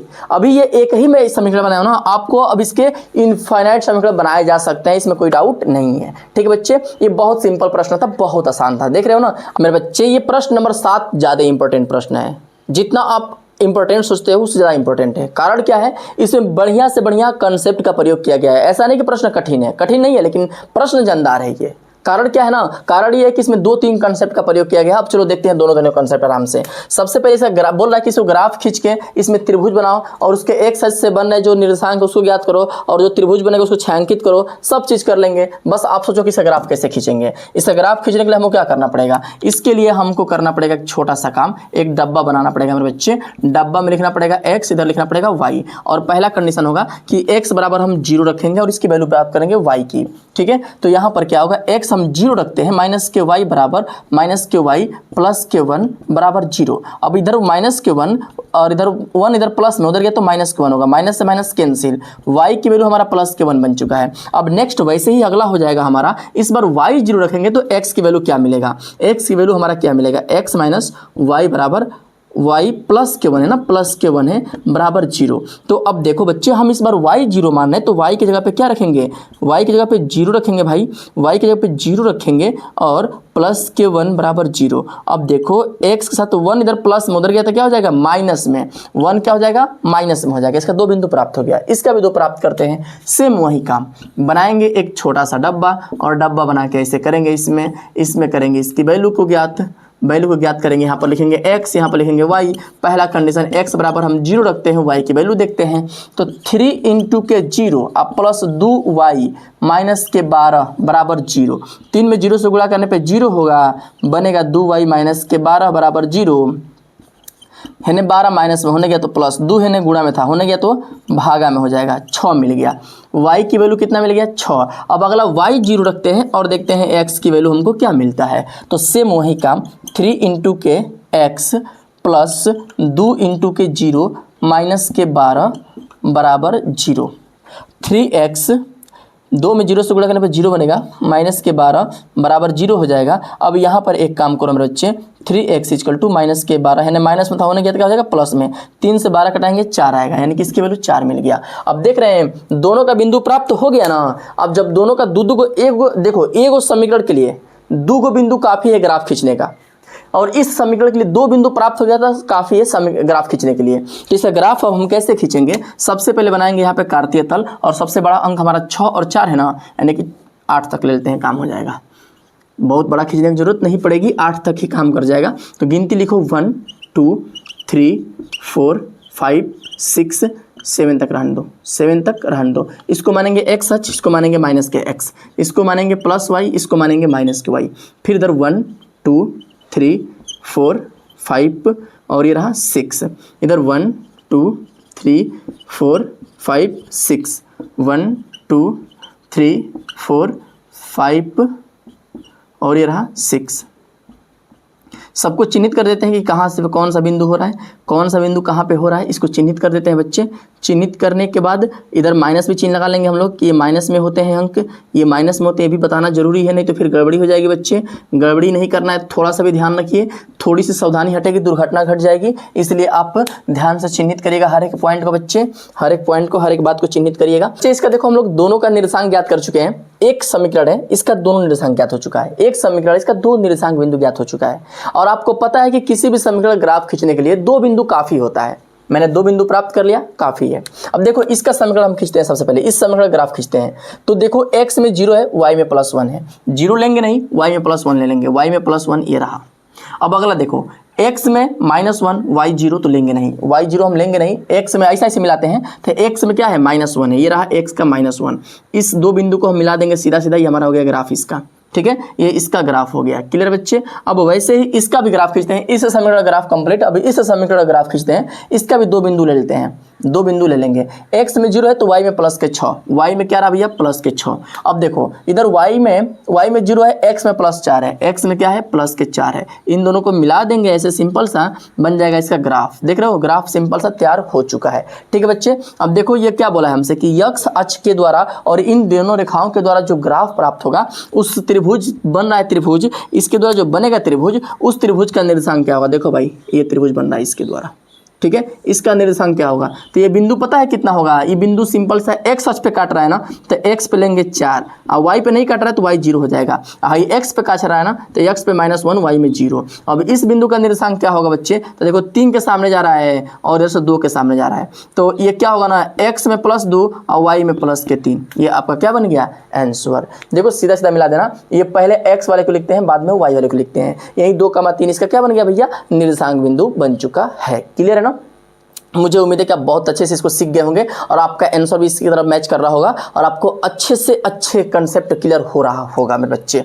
अब देखो मेरे प्यारे बच्चे, आपके क्लास के सभी चैप्टर के सभी प्रश्नावली के प्रत्येक प्रश्न का सलूशन मैं बिल्कुल आसान विधि में लाऊंगा। अपने क्लास के सलूशन को पाने के लिए मेरे चैनल को सब्सक्राइब कर दो, वीडियो को लाइक कर दो और कमेंट में करके बताओ कि हाँ मुझे समझ में अच्छे से आ चुका है। यहाँ तक आने के लिए धन्यवाद।